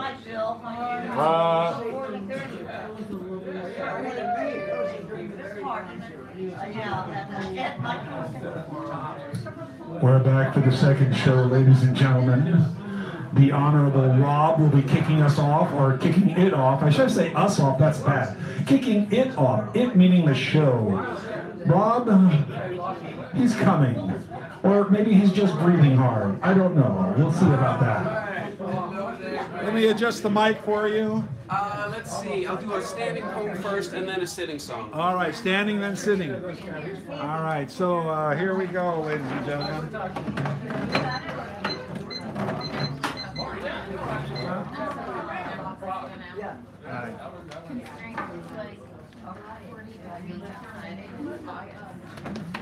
What's the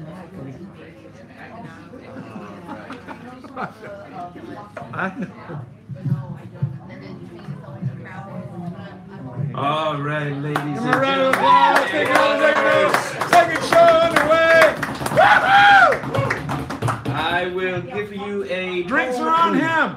A poem and a song. Here we go. This is a new poem, and this is called Baggage. Baggage. The lonely lover trudges through time, with deserts to cross, mountains to climb. Dragging behind, we look around to find a boulder of baggage, a glaciation of expectation. We brave on, bearing these burdens around, our spirits lashed, our longings earthbound, aggrieved and abused, with padlock fused. Finally you spy another lover nearby, eager yet wary, concordant yet contrary. Chained to their ankle you spy a conglomeration, a boulder of baggage, a glaciation of expectation. Now, love each other if you dare, but never ever say, I didn't beware.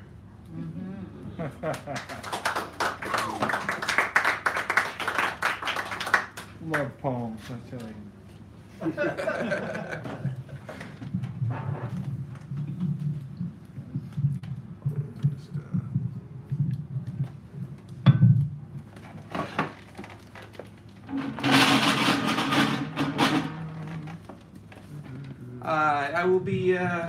I'll be back to close with an original song, but I'm gonna do a cover right now that I've changed a little bit.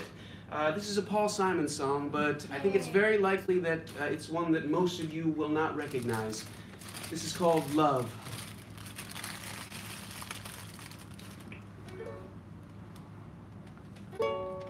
Cool me, cool my fever high. Hold me when I cry. I need it so much. Makes you want to get down and crawl like a beggar for its touch. And all the while it's free as the air. Like plants, the medicine is everywhere. Love,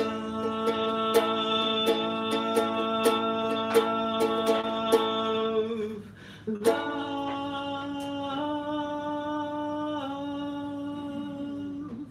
We crave it so badly. Makes you want to laugh out loud when you receive it and gobble it like candy. We think it's easy, sometimes it's easy, but it's not easy. You're gonna break down and cry. We're not important, we should be grateful. And if you're wondering why, love,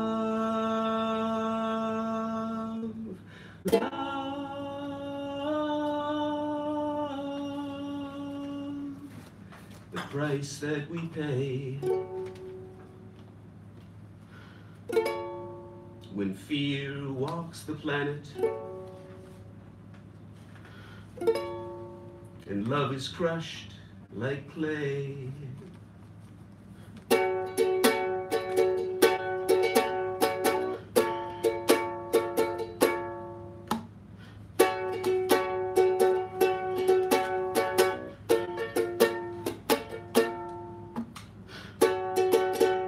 The master races, the chosen peoples, the burning temples, the weeping cathedrals.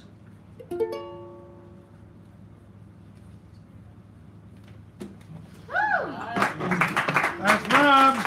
He will be back closing out the second show.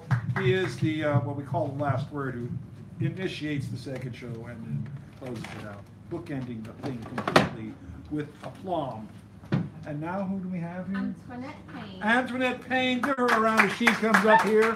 She has also been a co-host, as we all know, courageously standing next to me or sitting next to me and taking all the guff that I can possibly, and I can't control, actually. It's not my fault.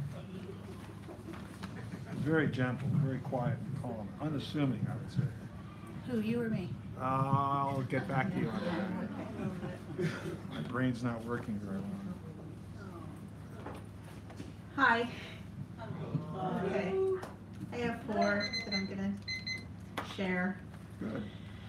I don't really title a lot, so I'm gonna jump in. Like lunar solar eclipse, some worldwide simultaneous event, Friday and 13th. Find solace in science, ephemeral, mystics laugh, justifies madness, an unwelcome force. Pompous ass takes pen, blows nose heartily, curves overfed belly, reassuring stock market. Guerrilla girls primp, heal others in recognition of self.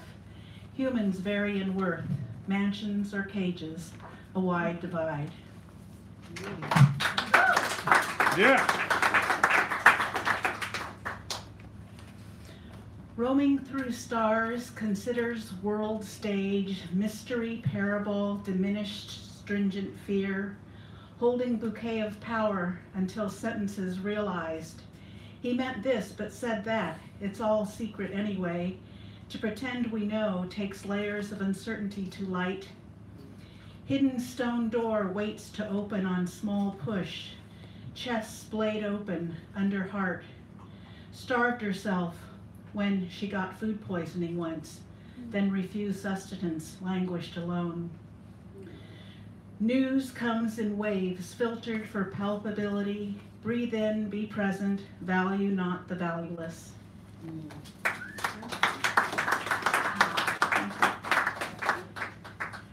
Death for real, confused for years, watched, breath silenced at dawn. City siren screams, herded up straight under Akasha's skin's glimmer.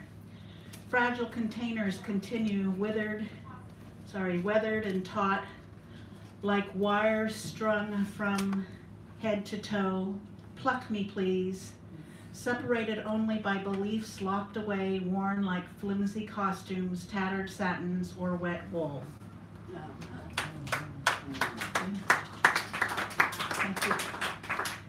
lastly, this isn't even my final form. Thick ankles, a big butt, sexy sway, shape-shifting encompasses happiness.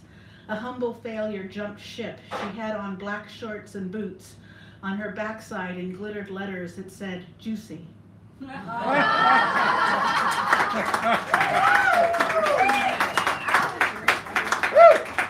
I tell you. Now, William Crossman is going to be next week's feature. He's here this evening, so give him a nice warm welcome. We'll be back next week to do the whole thing, the whole 9 yards, as we like to say it here. The whole 10 yards in his case, because, you know. Well, first, thanks to Dan and to all of you for the honor of being the featured reader next week, and also hearing Nellie talking about jazz. I want to also thank her for the honor of allowing me, a jazz pianist, to accompany her in a really wonderful poetry and jazz program that we did over at Bird and Beckett not very long ago. Wonderful. Bird and Beckett. I think it's the second and fourth Mondays every month. First and third. First and third Mondays, yeah. This is called, so in honor of jazz, Thelonious Monk's African Piano. Gourds resonate beneath its sounding board. 88 tuned finger drums yield their lean blues scales. A giant mahogany conch shell beaches on the 5 Spots stage.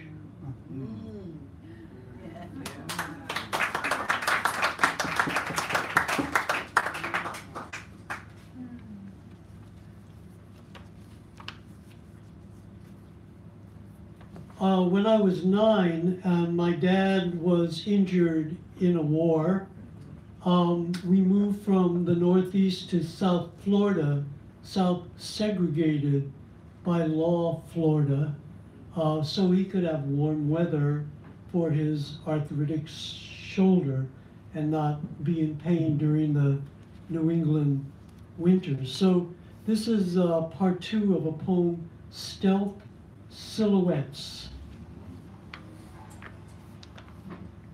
Dad's shoulder needed southern sun. I sit in hot school auditorium for yearly anti-communist day assembly. Police chief speaks, American Legionnaire speaks, Ground Observer Corps recruiter speaks, points his finger at us. The Corps needs you, young eyes on the skies.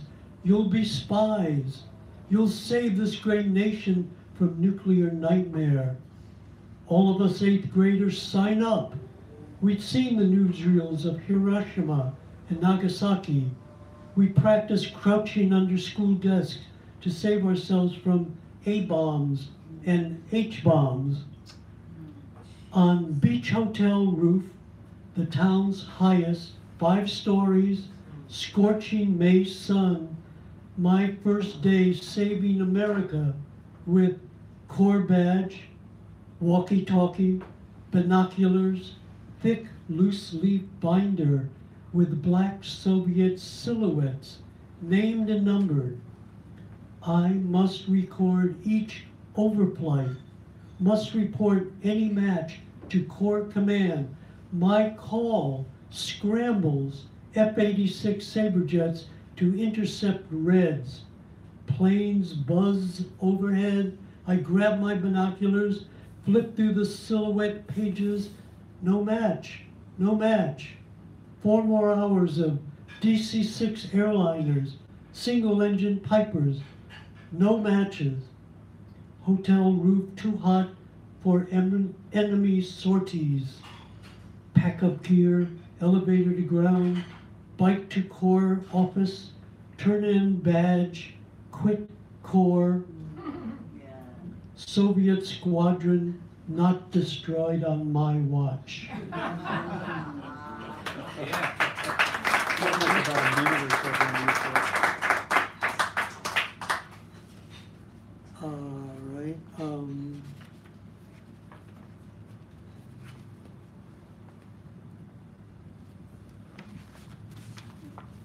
the bombing.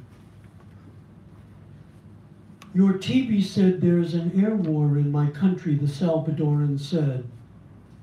An air war, that's when the government's planes and our planes fight each other in the air. But we have no planes. No, it's the bombing they should be telling the North American people about. Daily, the government's planes napalm us in our liberated zones. Bomb us with white phosphorus, with 500-pound bombs. These turn Suchitoto into dust. Hundreds of civilians killed because we are winning on the ground. The bombing scares everyone. Who wants to die? You can look at it like he boxed off 2 equal spaces in the air with his hands. Here is life. Here is death. Thank you. Thank you. William Crossman will be our feature next week, Wednesday. Karen Melander Magoon, I believe you are the next writer. Or after Greg? Or no? No, you are next. Then Greg, then Sharon, then Garrett, then Hey Bob or Rebob. Bebop, you don't mind. Okay. It's Bebopalula. Bebop, what's Bebop or Rebob? Well, All right. well, never mind. It's from an old radio show. Hey Bob or Rebob. Yeah, oh yeah, okay. Something like that. I don't remember. I am. I'm not very stable on my feet. Are you not stable on your feet? You want to sit on the chair? No. I just wanted to. Oh yeah, you can hear me. That's fine. That's fine. Good. Wait a minute. Yeah, no, I can hear you. I can hear me, so you can hear me. All right. I sent out a poem to a lot of people today because my late husband would have been 90, and I lost him in 2016. So, and I'm okay. It's okay. It's all right. But anyway, I sent out 2 poems and a picture. He was a very renowned coastal engineer and visionary for the coastline, and a wonderful, wonderful man. Anyway, today I walked along the ocean. I'll mention also his colleagues got together and gave him a bench, which if you go to Ortega and the Great Highway, it's up over the dunes, and there's this green bench, and it's dedicated to Orville Magoon, and you might see that if you're in that area. So, and I went there today with my little Benicia family, my son and his wife and my 2 grandsons. So, 2 of my grandsons. I have another grandson up in Portland. But anyway, so this is for Orville. And I didn't write it today. I don't think I could have today, but anyway. Today I walked along the ocean, seeing spring flowers smile across its shores. My footsteps placed where others have been, treading sand. Others have touched, feeling the breeze, as if you were beside me, feeling the air others feel, and the warmth of the sun upon my cheek, as if it were also on yours, as if we were holding hands like so many others, knowing we had been here before and would be here again.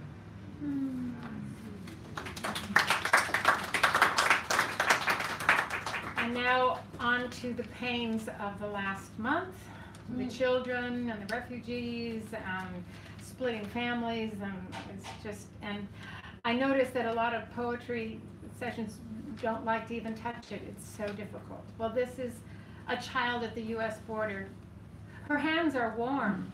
They hold their warmth when they touch each other or another. They warm her cheeks when she weeps and holds the dampness of tears. They hold on to her heart, keeping it warm. They hold on to her soul, keeping it from disappearing when her mother vanishes at the border. She asks her soul to fly with her and take away her loneliness and her fear.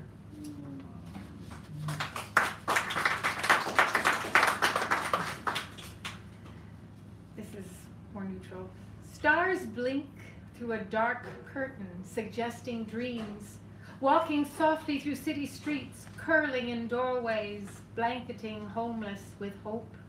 Sparkling stardust brushes huddled forms like cat's tails turning again and again in swirling softness, disappearing back into black blinking through night's curtain. It's just a little moment that, and I'm walking through the streets in San Francisco, you never know. Sidewalk cracks. Sidewalk cracks tell stories. Earthquakes, trees' roots pushing against concrete, children chanting rhymes, sidewalks sliding, arguing with the earth below, claiming ownership. Tree roots, rocks, buried memories insistently push against hardened cement, sending grass and flowers up through cracks, demanding access, demanding their rightful inheritance of Earth's surface, free of concrete, free of building blocks, inheritance of soil and water, land and air, millions of years of ownership breathing through sidewalk cracks, telling stories, cracking open the artificial world.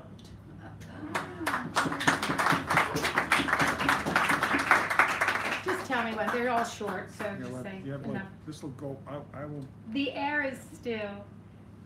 The air is still, a tree rustles quietly. A leafy finger shushes the world.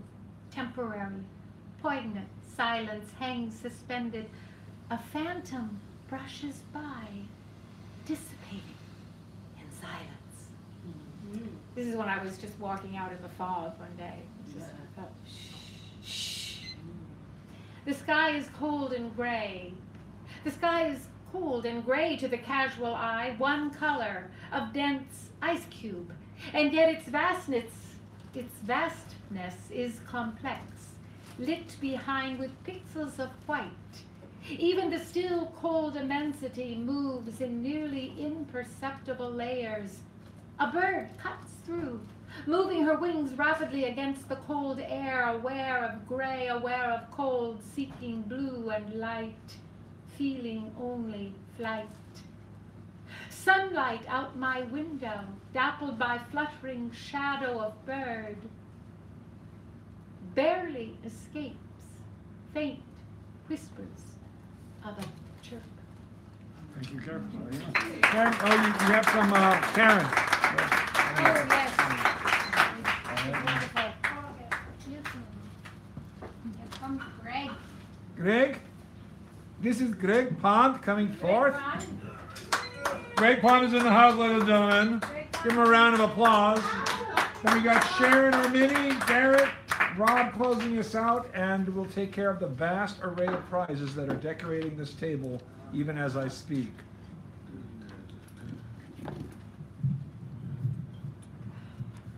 Good evening, everyone. Good evening. Pond. Okay. Nothing new, but something old. This city. What the hell is this?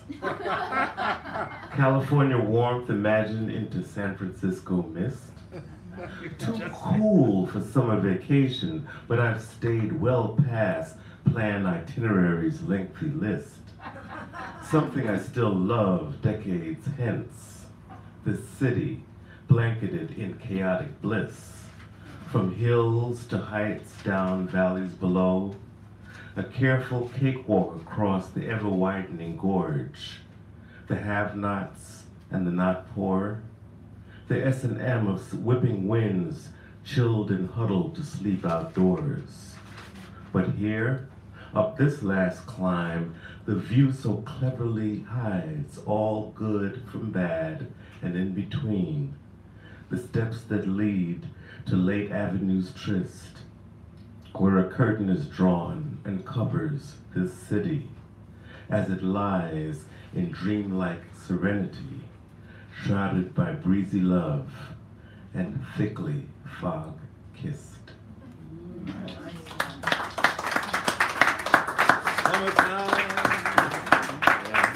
Somewhere in the city, right? Yeah. I'm gonna just read one more, and this is not one of my poems, but I just thought, I think this is a good time to read this for some reason. It was written by a woman named Carol Denny, and it's actually a song. And I don't know the melody, which is good for you. But anyway, I think it speaks for itself. I'm meeting with a Russian spy. And there's a little extra part to the title, a post-Trump bipartisan sing-along drinking song. Maybe not so much post-Trump though. Anyway. Oh, there's one more thing I have to tell you. Some of the words are pronounced a little different. The word today is really pronounced to die because it's supposed to rhyme with spy. So just keep that in mind. Thank you for that. Oh, why am I so high to die? I'm meeting with a Russian spy. I'm meeting with a Russian spy. Oh, why am I on fire to die? I'm meeting with a Russian spy. I'm meeting with a Russian spy. He's listening in somewhere above. The state I'm in, it must be love. And now I style in Berberi. I'm meeting with a Russian spy. I'm meeting with a Russian spy. He's tall, I'm told, and oh so shy. I'm meeting with a Russian spy. I'm meeting with a Russian spy. I bought new shoes. I baked a pie. I'm meeting with a Russian spy. I'm meeting with a Russian spy. The accent's so attractive too. It's code I know for love that's true. So strap me down, I cannot lie. I'm meeting with a Russian spy. I'm meeting with a Russian spy. A life alone, a travesty. I'm meeting with a Russian spy. I'm meeting with a Russian spy. He's trained for years and hides so well. Is he here now? I cannot tell. His sign, of course, is Gemini. His Valentines say address I. Additional lines for overkill. I'll help him out. I'll help him come out of his shell. He's waiting at the Trump Hotel. They make it sound so wrong, but it's where I belong. He's bad, I know, but he's my guy. I'm meeting with a Russian spy. I'm meeting with a Russian spy. Let's drink to love with Burgundy. I'm meeting with a Russian spy. I'm meeting with a Russian spy.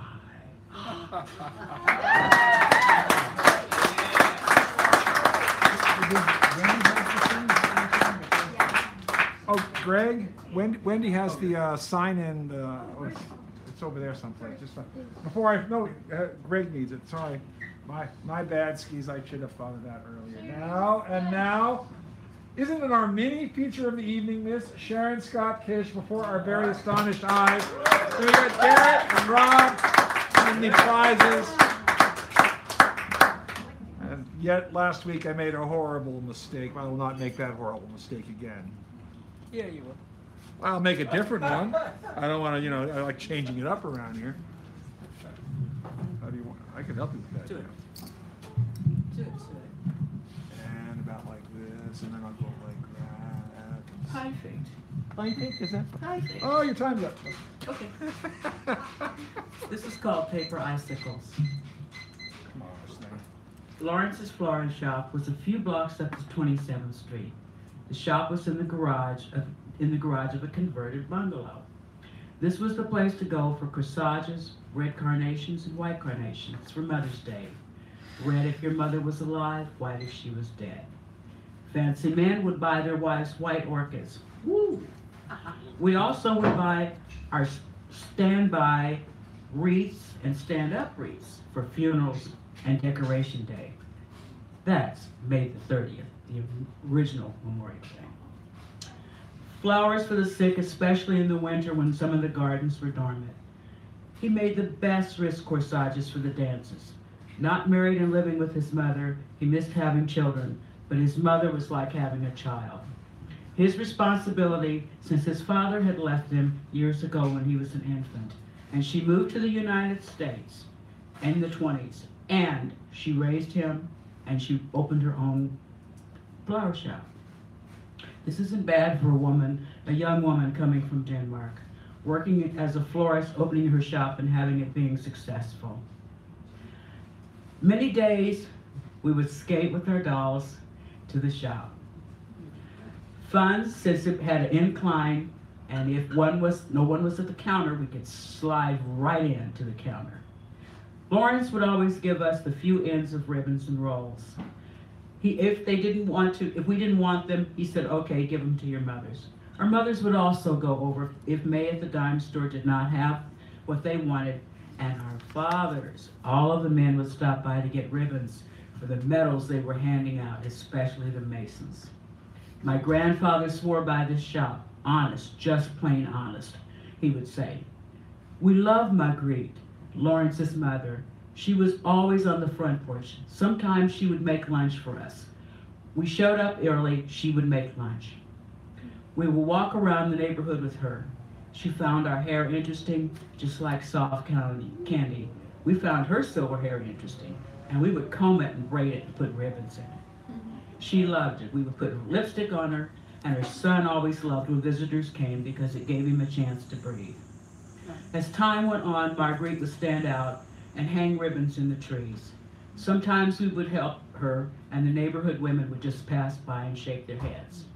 Occasionally, they would bake something and bring it over for she and Lawrence, or we would take it over there. Food and games. Sometimes they would come to our homes on Sundays, and they would eat. Good bread, good gravy, good Lord, let's eat. That would get you sent to the table. They were so pleasant. As time went by, Marguerite began to talk to herself, arguing with people on the street and arguing with people that weren't there.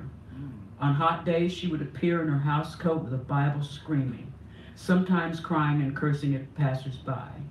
It got to the point where she was out at night screaming, and finally, Lawrence had to take her to St. Joe. That's the state mental hospital in Missouri. Many weeks later, after shock treatment, she came back, refreshed, pleasant.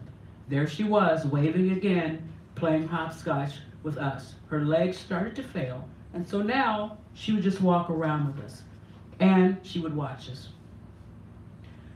Time gets on, she's on the porch more. And here we come. Our mother's heels, handbags, hats, and dolls, ribbons in our hair, all fanning. Eventually, she had to use her wheelchair. Lawrence built a ramp for her, and we would skate down there, great, right down the ramp, right to the desk, bam. Dress her up, lipstick on, and we would take her out. She started to return to her native Danish language, and we didn't care. It was just one more. In our neighborhood, Swedish, Danish, German, Yiddish, Italian, Greek, Norwegian, Lebanese, and Turkish. One more visit to St. Joe, and she's home. She's mainly just sitting in her chair, smiling, and held our hands, and we came over. We read our stories to her daily, and she loved Dick and Jane. Meals started to come from all over the ladies. Spring, Lawrence was swamped with proms. So we would go help him, because our little fingers were great for making bows. After all, we had to practice with our dresses and our hair. Always one of us would go upstairs and check on her. She wrote down recipes for us to give to our mothers and other ladies in the neighborhood. Some of them, in part, were English and some were in Danish. Time passed more, and she slept more. But even if we had to sit by her bed, fun with Dick and Jane was what we read. Sometimes she would show us a faint smile. Doc Abrams is now stopping by on a daily basis to check on her. Sometimes he leaves with a smile, and sometimes he wipes his eyes. We go in after he leaves and give her our sugar pills from our toy nurse kits. It makes us feel helpful. When she has a fever, women are over with cold compresses. Geneva, a nurse in the neighborhood, goes up to help. She is failing. But when she is awake, she is asking for the girls. One Sunday morning, Lawrence sends for Geneva, and Geneva calls our mothers and says to get us over to the house. We all dress up in our best Sunday, and we go. Lawrence is on the front porch, and his eyes are red. She's asking for the little ladies, and we go in. She blows us kisses, and she says to us, "Where are my ribbons?"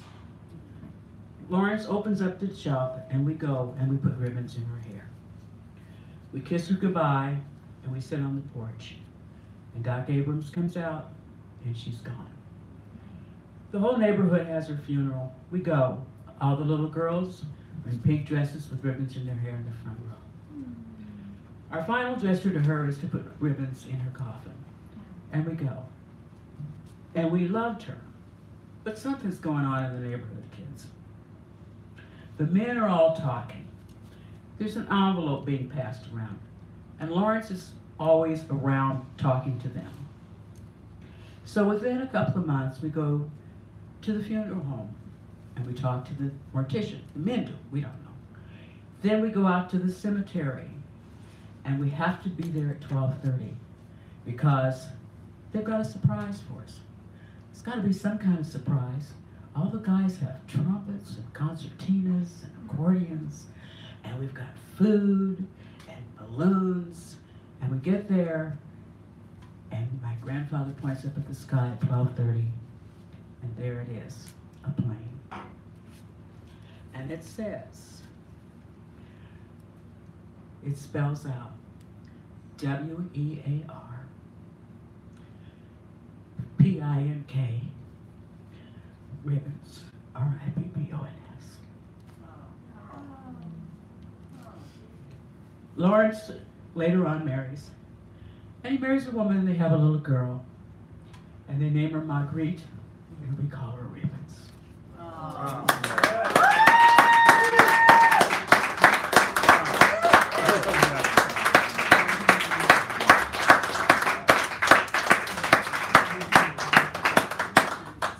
That's all from the upcoming novel that she's going to put together one of these times. I'm encouraging. She said that, and I encourage her. All right. Thank you so much. Thank you. Garrett Murphy is coming up now, and then we have Rob as our closer. Give Garrett a nice warm round as he comes up here. Always good to hear him. We're going to raise this up a bit because I think he'll need it. And get that set. Okay, there we go. Let me just move this a tiny bit this way. And off the wire. There we go. And that's good. There you go.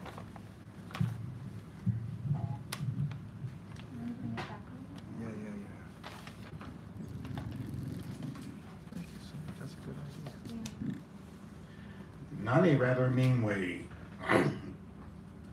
Here's what I mean. What do I mean? I mean that one has to have the means to not to be mean, or being mean to stop the means. Meaning, the ends think they justify the means, but let's find the means to expel the mean from the spirits. And that shall be the means to a well-meaning world. We all should, well, mean it.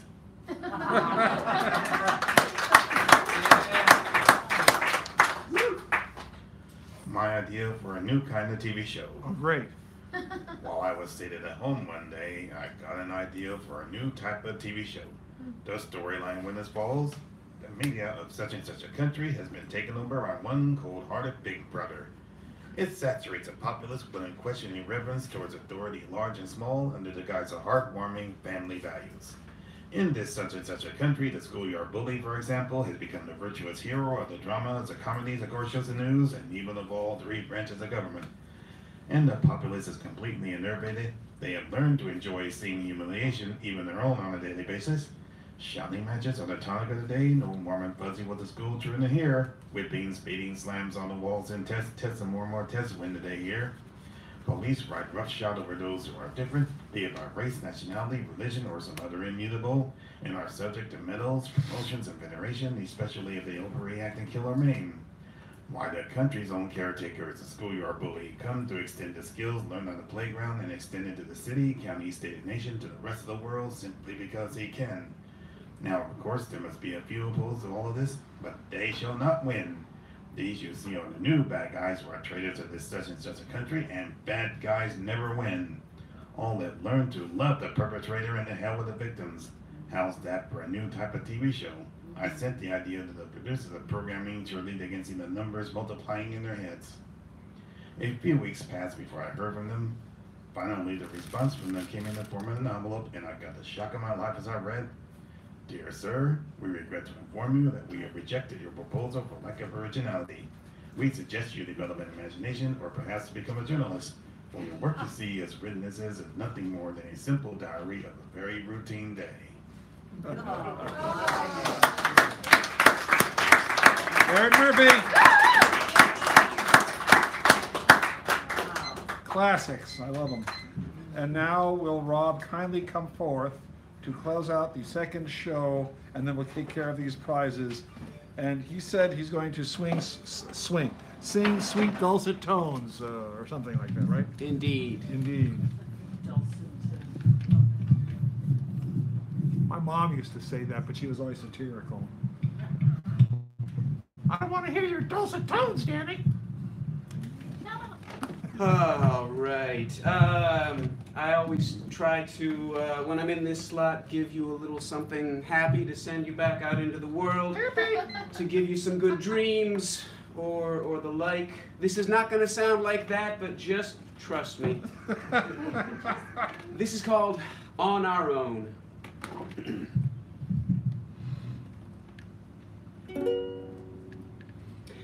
We long for love and unconditionality, but everyone's out here on our own.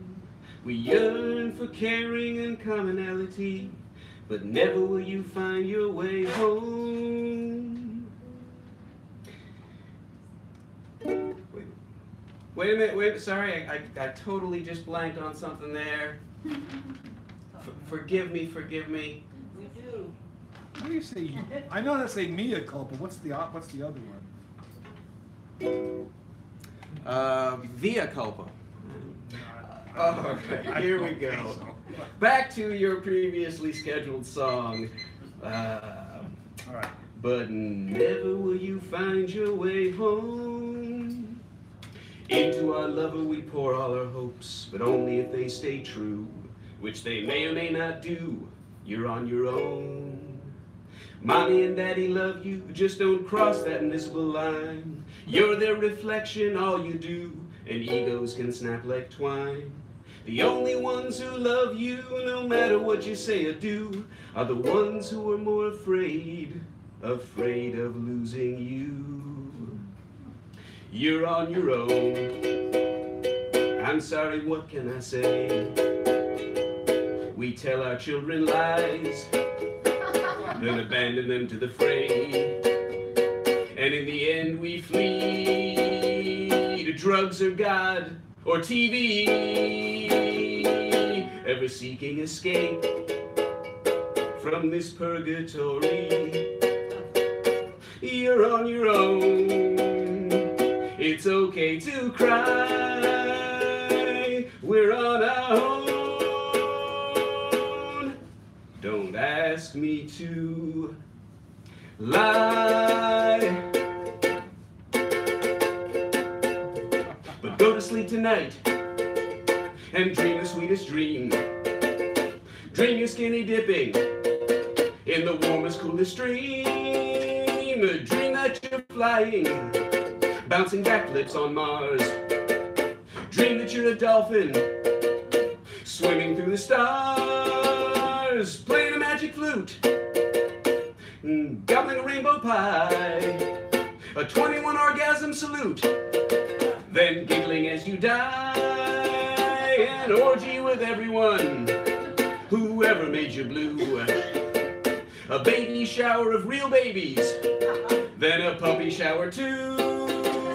Dream of walking naked into any town, anywhere, knowing you'd be fed or fondled, put to bed without a care. Dream of that sweet day when we all recall how to share. Just dream that dream tonight and look around. I'll be right there.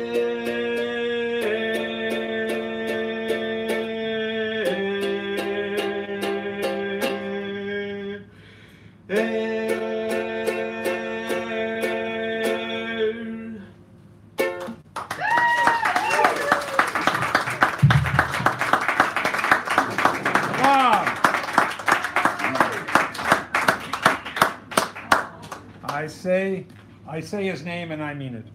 All right. What we're going to do now is take care of these wonderful prizes, which I'm going to introduce you to. I've added a few things. So this is the native California that has the end to the story that Stephanie read. This is a beautiful calendar from the Student Conservation Association. This is a beautiful calendar from the Audubon Society. This is a great book, A Gentleman in Moscow by Amor Towles. It's been recommended highly to me. I haven't read it because I don't have time to read books a lot, but I do sometimes. The Alchemist, Paulo Coelho. The House of Broken Angels. Then Elizabeth George, For the Sake of Elena. It says here an exciting novel of space and science fiction. No, I'm only kidding. Now, if you know Alan Harris, this is a video I made of several of his clips of his put all together. It's a little video. It's the spare copy, but he said, you can give it away. I said, okay, fine. Alan Harris. Alan Harris. And then you have A Passion for Birds, Elliot Porter's photography and stories. And then, of course, you have Vivaldi, and you have Chopin, and then you have any one of these choosing to be the last word next week, like Rob just did the keynote, which was Britt, right? Britt did that. And then the mini feature, which was Sharon this evening, 8 minutes, and then the co-pilot, which is, of course, here, taking care of making sure I don't fall apart at the seams. And then choosing the next week's theme or prompt, which can be, anything as silly as, well, we've had some silly ones. So, my co-partner here, is going to shuffle those cards, and then we will take care of assigning these things. And please, if you think you'll find something up here that you think someone else might want, you can do that. It's fun by me. I mean, I get these things given to me, and then sometimes I go through my books and say, I got 2 copies of this. What do I need 2 copies for? Oh, good. Ooh. Oh. Number 13 is Rob. The mini feature. Mini feature. Oh, Rob is the mini. Okay, we got that done. That takes care of that. As my mother used to say, it's in their chicken and the egg basket. She never said that, actually. I just made that up. All right. I know. 19. Sharon Scott Kish. Is it? Garrett. Oh, Garrett. Garrett, sorry. Mr. Murphy. Garrett. Yay. Any of these fine prizes designed, like I like to say, with your mind in mind. It's just about fine. So that's Alan Harris. It's a DVD, and then there's music, and then I forgot the writing kit. Sorry.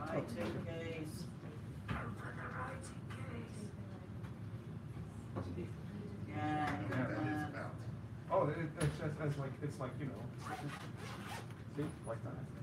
Pretty cool. There you go. Nice. All right, another card. Artine. Antoinette, will you kindly come forward, my dear?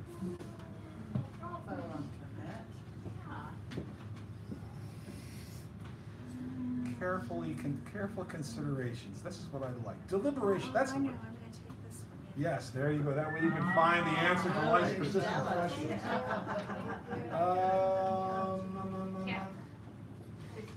Christiane. Oh, Yehovah.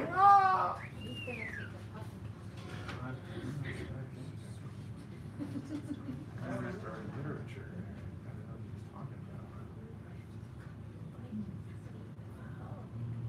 It could be involved. Then again, he could jump for this question. That's a tough one. No. Think of it as summer reading. There you go. All right. Bravo. What did you think? Brit. Brit? Brit is going here. Oh, Brit is the last word, is it?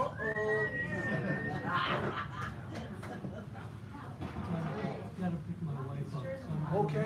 So next week, he has to go pick his wife up next week. It's him. See you all. Thank you. See you all. Thank you.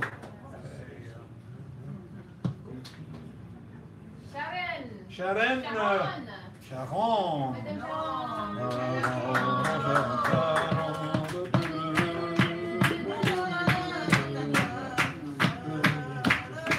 Where's that?